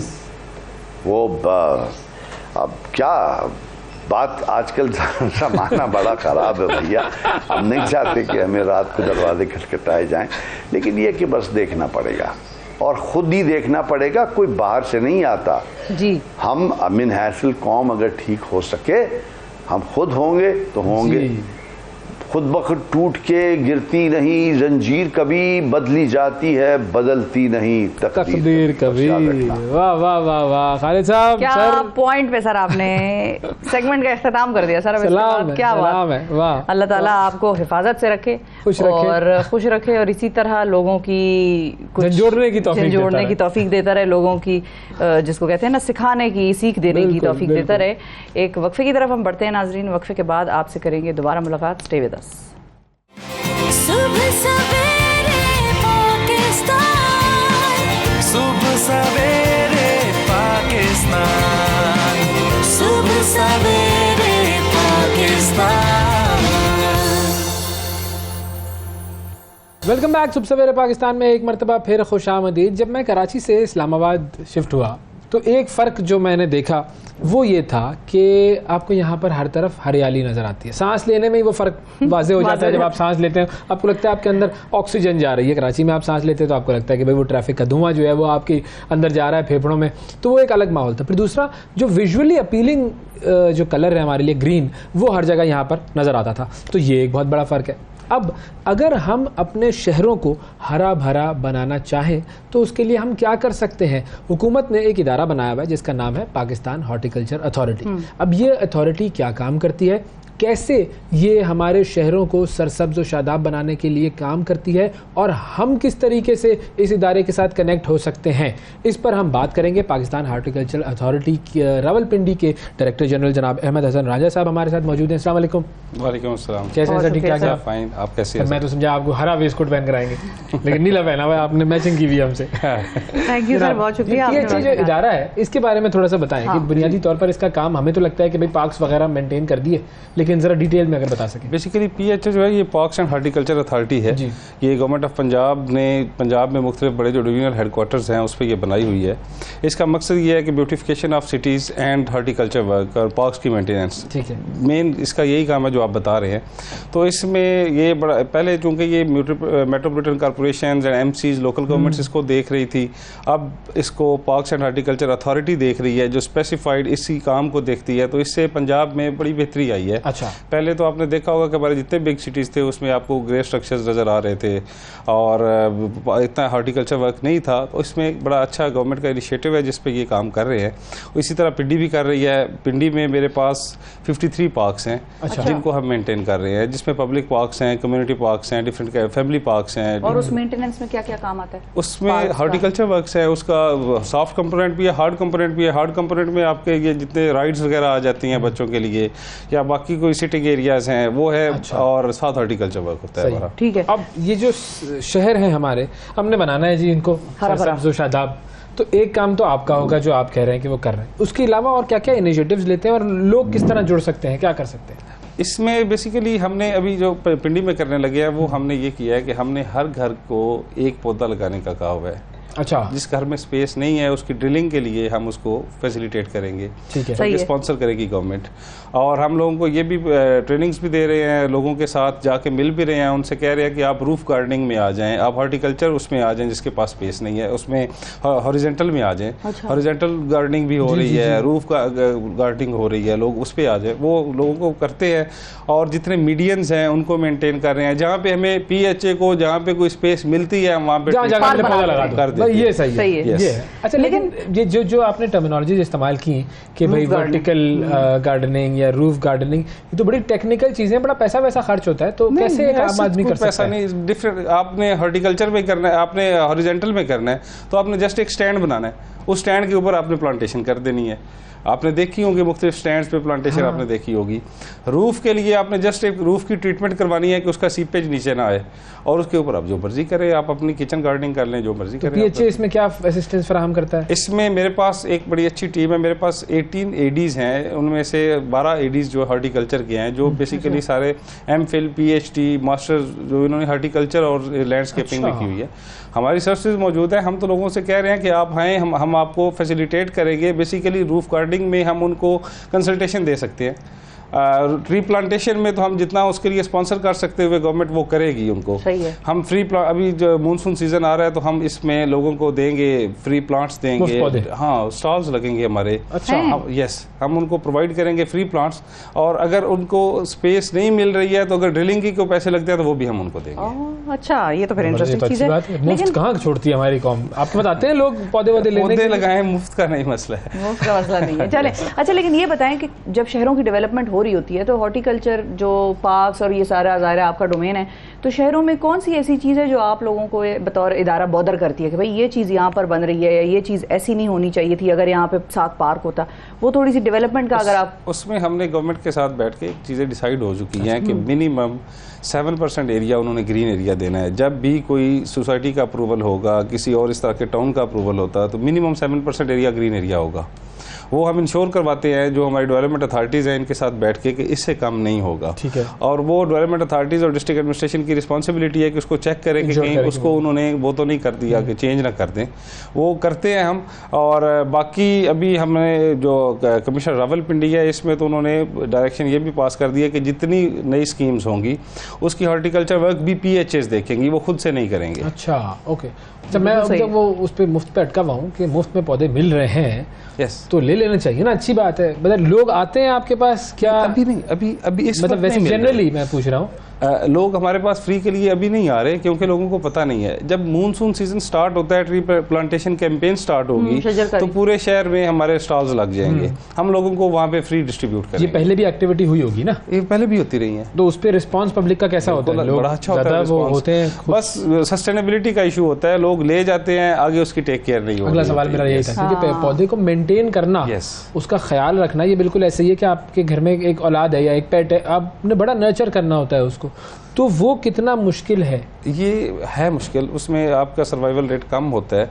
लेकिन इस वक्त हमने एक और काम किया है कि हमने पिंडी के जितने कॉलेजेस थे उन कॉलेजेस में स्पेस आइडेंटिफाई करके हमने उनको प्लांट्स प्रोवाइड किए। अच्छा। और एक एक प्लांट जो है वो एक एक बच्चे को दिया हुआ है। प्रिंसिपल के ऑफिस में उसका वो लगा हुआ है कि कौन सा प्लांट किस बच्चे का है, वो उसकी मेंटेनेंस, उसका सारा कुछ, वो बच्चा डेली आएगा और अपने प्लांट दिलवाएंगे। यस, उसका नाम है, उसके नाम का प्लांट है, उसने उसको करना है बड़ा। सही, वो पहले एक था ना वो यूनिवर्सिटी में डिग्री नहीं मिलेगी जब तक आप। यस, हमने ये पंजाब, ये पिंडी की कॉलेजेस में करवा दिया सारा। अच्छा, नंबर होंगे उसके। यस, ओके, सही है। तो बच्चों की अपनी वैसे अंडरस्टैंडिंग होती है जब यंग यूथ आपकी तरफ आता है, यंगस्टर्स आते हैं, तो उसमें उनका कितना अमल दखल होता है इस किस्म की कैंपेन्स में, या कितना वो बढ़ चढ़कर हिस्सा ले रहे होते हैं? बेसिकली कोई भी चीज़ जब आप किसी को ग्रो करते हैं, किसी को ओनरशिप लेते हैं, तो है तो बड़ा मज़े का काम कि मैंने एक प्लांट लगाया, ये बड़ा हो रहा है, आप रोज़ उसको देखते हैं, अच्छा लगता है। और बच्चों को चाहिए भी, बेसिकली स्पेस के इश्यूज़ हैं। सही है, हमारे पास प्लांट्स का कोई इशू नहीं है, और मेरे ख्याल है कि पूरे फॉरेस्ट डिपार्टमेंट को भी कोई इशू नहीं होगा कि प्लांट्स प्रोवाइड करें, बस स्पेस के इश्यूज़ हैं, स्पेस और वाटरिंग उसकी। तो जो अगर किसी के घर में लगाएंगे तो वो पानी तो खुद से दे ही सकता है। सही है। अगर मैं मुझे कहें कि फलां जगह पड़ी हुई है, उसको मैं प्लांट्स लगा दूंगा, उसके बाद में पानी देना हो, उसको पानी आ रहा होगा, ये कास्ट है, वो थोड़े से इशू, पानी आए ना तो फिर क्या देंगे, वो इशूज है। अच्छा, घरों में कौन से पौधे ऐसे हैं जो कि आसानी से लोग मेंटेन करके लगा सकते हैं? कोई खास टाइप्स होंगी? डिफरेंट है, बहुत सारे पौधे हैं, जितने भी आपके इंडोर भी पड़े हुए हैं, ये जितने शेड लवर्स प्लांट्स हैं वो एक लिस्ट है उनकी, वो अच्छा। सारे हो सकते हैं। कुछ ऐसे पौधे होते हैं जिनको डायरेक्ट सनलाइट चाहिए होती है, कुछ ऐसे पौधे हैं जिनको इनडायरेक्ट चाहिए होती है। मतलब आपके यहाँ पे अगर ये वाली लाइट है तो ये भी सफिशिएंट होगी, वायलेट लाइट है तो वो ज़्यादा अच्छा ग्रो करेगा। मतलब हमारे वो उसका होता है, वो सारी चीज़ें इंडोर प्लांट्स में, ये मनी प्लांट्स हैं, ये बैम्बूज है, ये दूसरे और भी है, ये स्नेक प्लांट बड़ा वो लोग कहते हैं जी ऑक्सीजन के लिए बड़ा अच्छा है।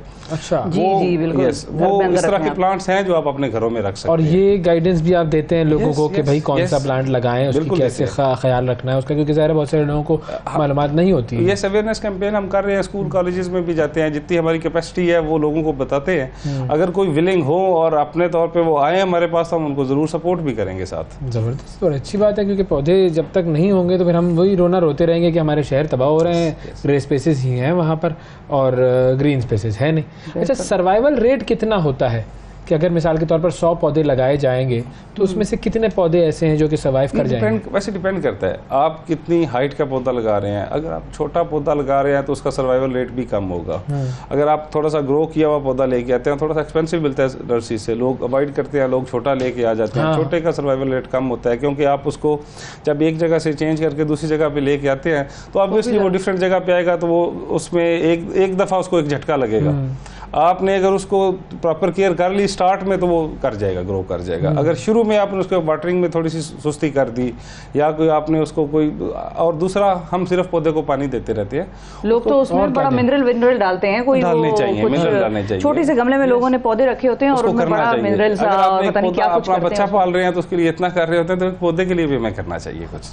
सही है, बिल्कुल ठीक है। पानी के अलावा को मिनरल भी डाल दें भाई, जबरदस्त, खाद जिसको हम आम ज़बान में कहते हैं, बिल्कुल, यूरिया वगैरह जो भी उसकी टेक्निकल चीजें हैं वो आप बताएंगे, उसको तैयार कर लें। आपके पास जितना ऑर्गेनिक वेस्ट है उसको एक जगह पे थोड़ी सी देर दबा लें, और कुछ अरसे बाद वही खाद है, उसको कंपोस्ट तैयार करके करते हैं। अब ये सारे जो कॉन्सेप्ट्स हैं, ये कॉन्सेप्ट्स अगर हमारे स्कूलों में सिखाए जाएं और प्रैक्टिकल करवाया जाए तो फिर कितना फ़र्क पड़ेगा। हम एक नस्ल ऐसी तैयार कर लेंगे जिनकी मोहब्बत पौधों से होगी, और उस मोहब्बत की ही बुनियाद पर वो आगे भी अपने माशरे में पौधे लगा रहे होंगे। थैंक यू सर, बहुत शुक्रिया राजा साहब। आप जो काम कर रहे हैं बड़ा पॉजिटिव है, और उम्मीद ये है कि इसी तरीके से होता रहे और शहर सरसब्ज और शादाब होते रहे। बहुत शुक्रिया नाज़रीन। वक्फा लेते हैं, वक्फे के बाद दोबारा हाजिर होंगे, हमारे साथ रहिएगा।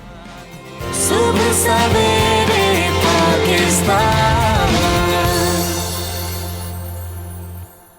वेलकम बैक जी, सब सवेरे पाकिस्तान में एक मरतबा फिर खुशामदीद। शिफा, उर्दू शायरी की बात की जाए तो किसी के दिल में दर्द होता है तो वो महबूब के दीदार से जो है वो दर्द दूर हो जाता है, सही हो जाता है। कभी कभी तो महबूब के दीदार से दर्द और बढ़ जाता है। लेकिन हाँ, ये वो मामलात महबूब के ऊपर डिपेंड करते हैं। लेकिन इस मरतबा एक काम ऐसा हुआ है, मेडिकल साइंस की दुनिया में अगर बात करें तो दिल के मामलात जो हैं वो फिर सर्जन्स दूर करते हैं, और पाकिस्तान में एक ज़बरदस्त किस्म का अनोखा कारनामा हुआ है। ये कारनामा क्या है ये मैं आपको बताता हूँ। मेडिकल की दुनिया में अब सीना चाक किए बगैर दिल का ऑपरेशन मुमकिन हो गया और पाकिस्तान में ये कारनामा हुआ है। पेशावर इंस्टीट्यूट ऑफ कार्डियोलॉजी में ये ऑपरेशन सर अंजाम दिया गया। एक बच्चे के दिल का एक वाल्व जो था उसने काम करना छोड़ दिया था, उसकी वजह से खून की गर्दिश में खलल पैदा हुआ और अगर ओपन हार्ट सर्जरी की जाती तो बच्चे की जान को ख़तरा होता। चुनांचे पाकिस्तान के मारूफ सर्जन है डॉक्टर एजाज़ हुसैन, उन्होंने बच्चे का सीना चाक किए बगैर दिल का जो वाल्व था वो तब्दील कर दिया। तो बस हमारे साथ मौजूद हैं आज प्रोफेसर डॉक्टर एजाज़ हुसैन जो कि हेड ऑफ द डिपार्टमेंट हैं पीडियाट्रिक कार्डियोलॉजी के पेशावर इंस्टीट्यूट ऑफ कार्डियोलॉजी में, और बताएंगे कि भाई इस ऑपरेशन में ये कारनामा कैसे सर अंजाम दिया गया। अस्सलाम वालेकुम डॉक्टर साहब। वालेकुम अस्सलाम। बहुत शुक्रिया सर। सबसे पहले तो ये बताएं ये ऑपरेशन क्या था और थोड़ी सी डिटेल्स बताएं, इस केस को किस तरह से आप लोगों ने हैंडल किया। बिस्मिल्लाहिर्रहमानिर्रहीम। सबसे पहले तो मैं ये जिक्र कर लूँ कि ये जो ऑपरेशन था ये हमने पाकिस्तान के और जो हमारे बाहर मुल्क ख़ासकर इंग्लैंड के सर शकील कुरैशी साहब हैं और हमारे पेशावर की मुख्तलिफ दिल के बच्चों के डॉक्टरों की जो टीम है हमारे अस्पताल की, हैदराबाद मेडिकल कॉम्प्लेक्स की और इसी तरह लीडिंग हॉस्पिटल के जितने भी डॉक्टर हैं, तो उन्होंने मिल के ये प्रोसीजर किया। और ये इस अस्पताल में पहली दफ़ा हुआ, KP में बल्कि पहली दफ़ा हुआ। ये बीमारी ऐसी है, आप लोगों ने देखे होंगे जो बच्चे नीले होते हैं तो नीलेपन में उनको दौरे भी पड़ते हैं जब छोटे होते हैं, तो ये मुख्तलिफ ऑपरेशनों से गुजरते हैं। शुरू में जैसे इसी बच्चे का 2006 में एक ऑपरेशन छोटा सा हुआ था रहमान अस्पताल में, और फिर इसका जो दिल, इसके बच्चे के दिल में सुराख था बचपन का और दिल का एक वाल तंग था। तो दो बुनियादी मसले थे, टेट्रोलॉजी ऑफ फेलो कहते हैं हम इसको। तो उसके बाद इसकी सर्जरीज मुख्तलिफ होती हैं। तो जो बुनियादी पहली सर्जरी इसकी हुई थी 2008 में हुई थी, सुराख बंद किया गया और जो वाल है, जो दरवाज़ा है दिल में फेफड़ों की तरफ जाता है, जो वाल है वो खोला गया। और लेकिन उसमें थोड़ा सा सुराख रह गया था, तो इस बच्चे की फिर तीसरी सर्जरी इंडिया में हुई थी 2010 में, और वहाँ पे इस सुराख को बंद किया गया और इस वाल को रिपेयर करने की कोशिश की गई। इस बीमारी में यह मसला होता है कि वक्त के साथ साथ जो वाल है या दरवाज़ा है, इसको जब जाता है तो फिर ये सही बंद नहीं होता। उस सही ना बंद होने को हम लीक कहते हैं। तो वो लीक करता है, उस लीक की वजह से जो फेफड़ों का खून है वो वापस दिल की तरफ आता है और दिल में सूजन होती है और बाद में दिल का फंक्शन मुतासर होता है और दिल कमज़ोर होता है। सही। तो सर ये प्रोसीजर जो है ये कितना सेफ़ है, मतलब अगर कंपेयर किया जाए इसको ओपन हार्ट सर्जरी से, और ये कितना रिस्क फ्री होता है ये? तो उसमें बाज़ दफ़ा रिस्क बहुत ज़्यादा होता है। तो लाइक इस पार्टिकुलर बच्चे में जिसकी बेसिकली ये तीसरी ओपन हार्ट थी, उसमें ओपन सर्जरी का रिस्क बहुत ज़्यादा था बनिस्बत जो ट्रांसकैथेटर या वेन के ज़रिए से अंदर से जाके बग़ैर यानी तो जो वाल्व है जो उसको अप्रोच हम वेन के ज़रिए से करते हैं और वहाँ जाके एक वाल्व उसमें डालते हैं जो खुल जाता है वहाँ पे और वहाँ फिक्स हो जाता है। तो वो फिर यानी उसी तरह जैसे अगर हम सर्जरी में करते हैं तो वाल्व का फंक्शन यानी बग़ैर खोले वाल्व वहाँ पे डाला जाता है ताकि ब्लीडिंग और बाकी जो कॉम्प्लिकेशन है वो ना हो। ठीक है। अच्छा डॉक्टर साहब ये भी बताएं कि और कौन सी ऐसी कंडीशंस हैं कि जिसमें हम ओपन हार्ट सर्जरीज को अवॉइड करते हैं और इस किस्म की सर्जरी का फ़ायदा होता है, वो कौन सी मेडिकल कंडीशंस हैं?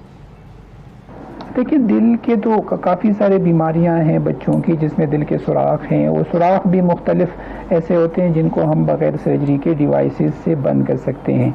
VSD है, ASD कहते हैं, मुख्तलिफ दिल के वाल्व्स हैं जिनको बग़ैर सर्जरी के बैलून्स के ज़रिए से तंग वाल्व्स को खोला जाता है, जिसको एओर्टिक स्टेनोसिस जो दिल की पूरे सप्लाई वाला वाल्व है या जो दिल का पल्मोनिक वाल्व है जिसमें फेफड़ों में खून जाता है, तो उसको भी बग़ैर ऑपरेशन के खोला जा सकता है रग के ज़रिए से, जिसमें ख़तरा भी बहुत ही कम होता है सर्जरी की बनिस्बत। इसी तरह डिवाइसेस में भी सर्जरी की बनिस्बत बहुत ज़्यादा ख़तरा जो है निस्बतन यानी कम होता है, प्रोसीजर टाइम भी कम होता है और बच्चे को तकलीफ़ भी कम होती है और सेफली ये प्रोसीजर्स होते हैं। इसके अलावा काफ़ी सारे प्रोसीजर्स ऐसे हैं जिसमें जैसे दिल की जो सबसे बड़ी रगे शरियान है उसमें भी स्टेंट डाला जा सकता है एडल्ट्स में, कोऑप्टेशन कहते हैं उसको, वो भी बगैर सर्जरी के हो सकता है।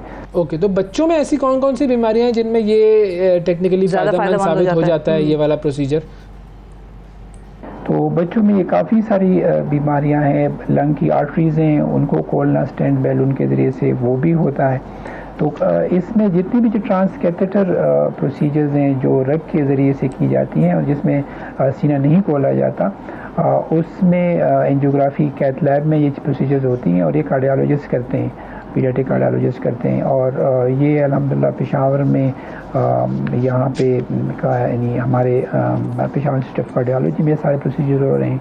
लेडी रीडिंग हॉस्पिटल में ये सारे प्रोसीजर्स जो हैं वो हो रहे हैं और इनसे बच्चों को फ़ायदा पहुंच रहा है। इनका यानी वो पेन भी कम होता है, प्रोसीजर्स भी शॉर्ट होता है और लॉन्ग टर्म जितनी भी स्टडीज़ हैं इंटरनेशनल, उसमें उनका आउटकम कंपैरेबल है सर्जरी के बनस्बत।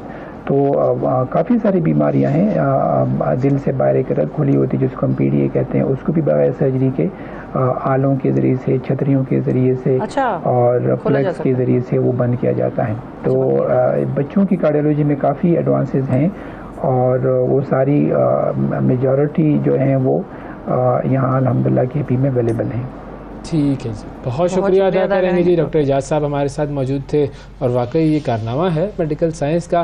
देखिए, इल्म हो और आप उसको हासिल कर रहे हैं अल्लाह ताला के जो फरमान है उसके मुताबिक, तो फिर ऐसे मौजज़े तो होंगे जी। बिल्कुल बिल्कुल बिल्कुल, कैसे आप ज़िंदगियाँ बदलते हैं और बचाते हैं। यस, बहुत शुक्रिया अदा करेंगे आपका। नाज़रीन, आज के प्रोग्राम में इतना ही। अगले प्रोग्राम तक के लिए हमें इजाज़त दीजिए, आपसे फिर मुलाकात करेंगे। अल्लाह हाफ़िज़।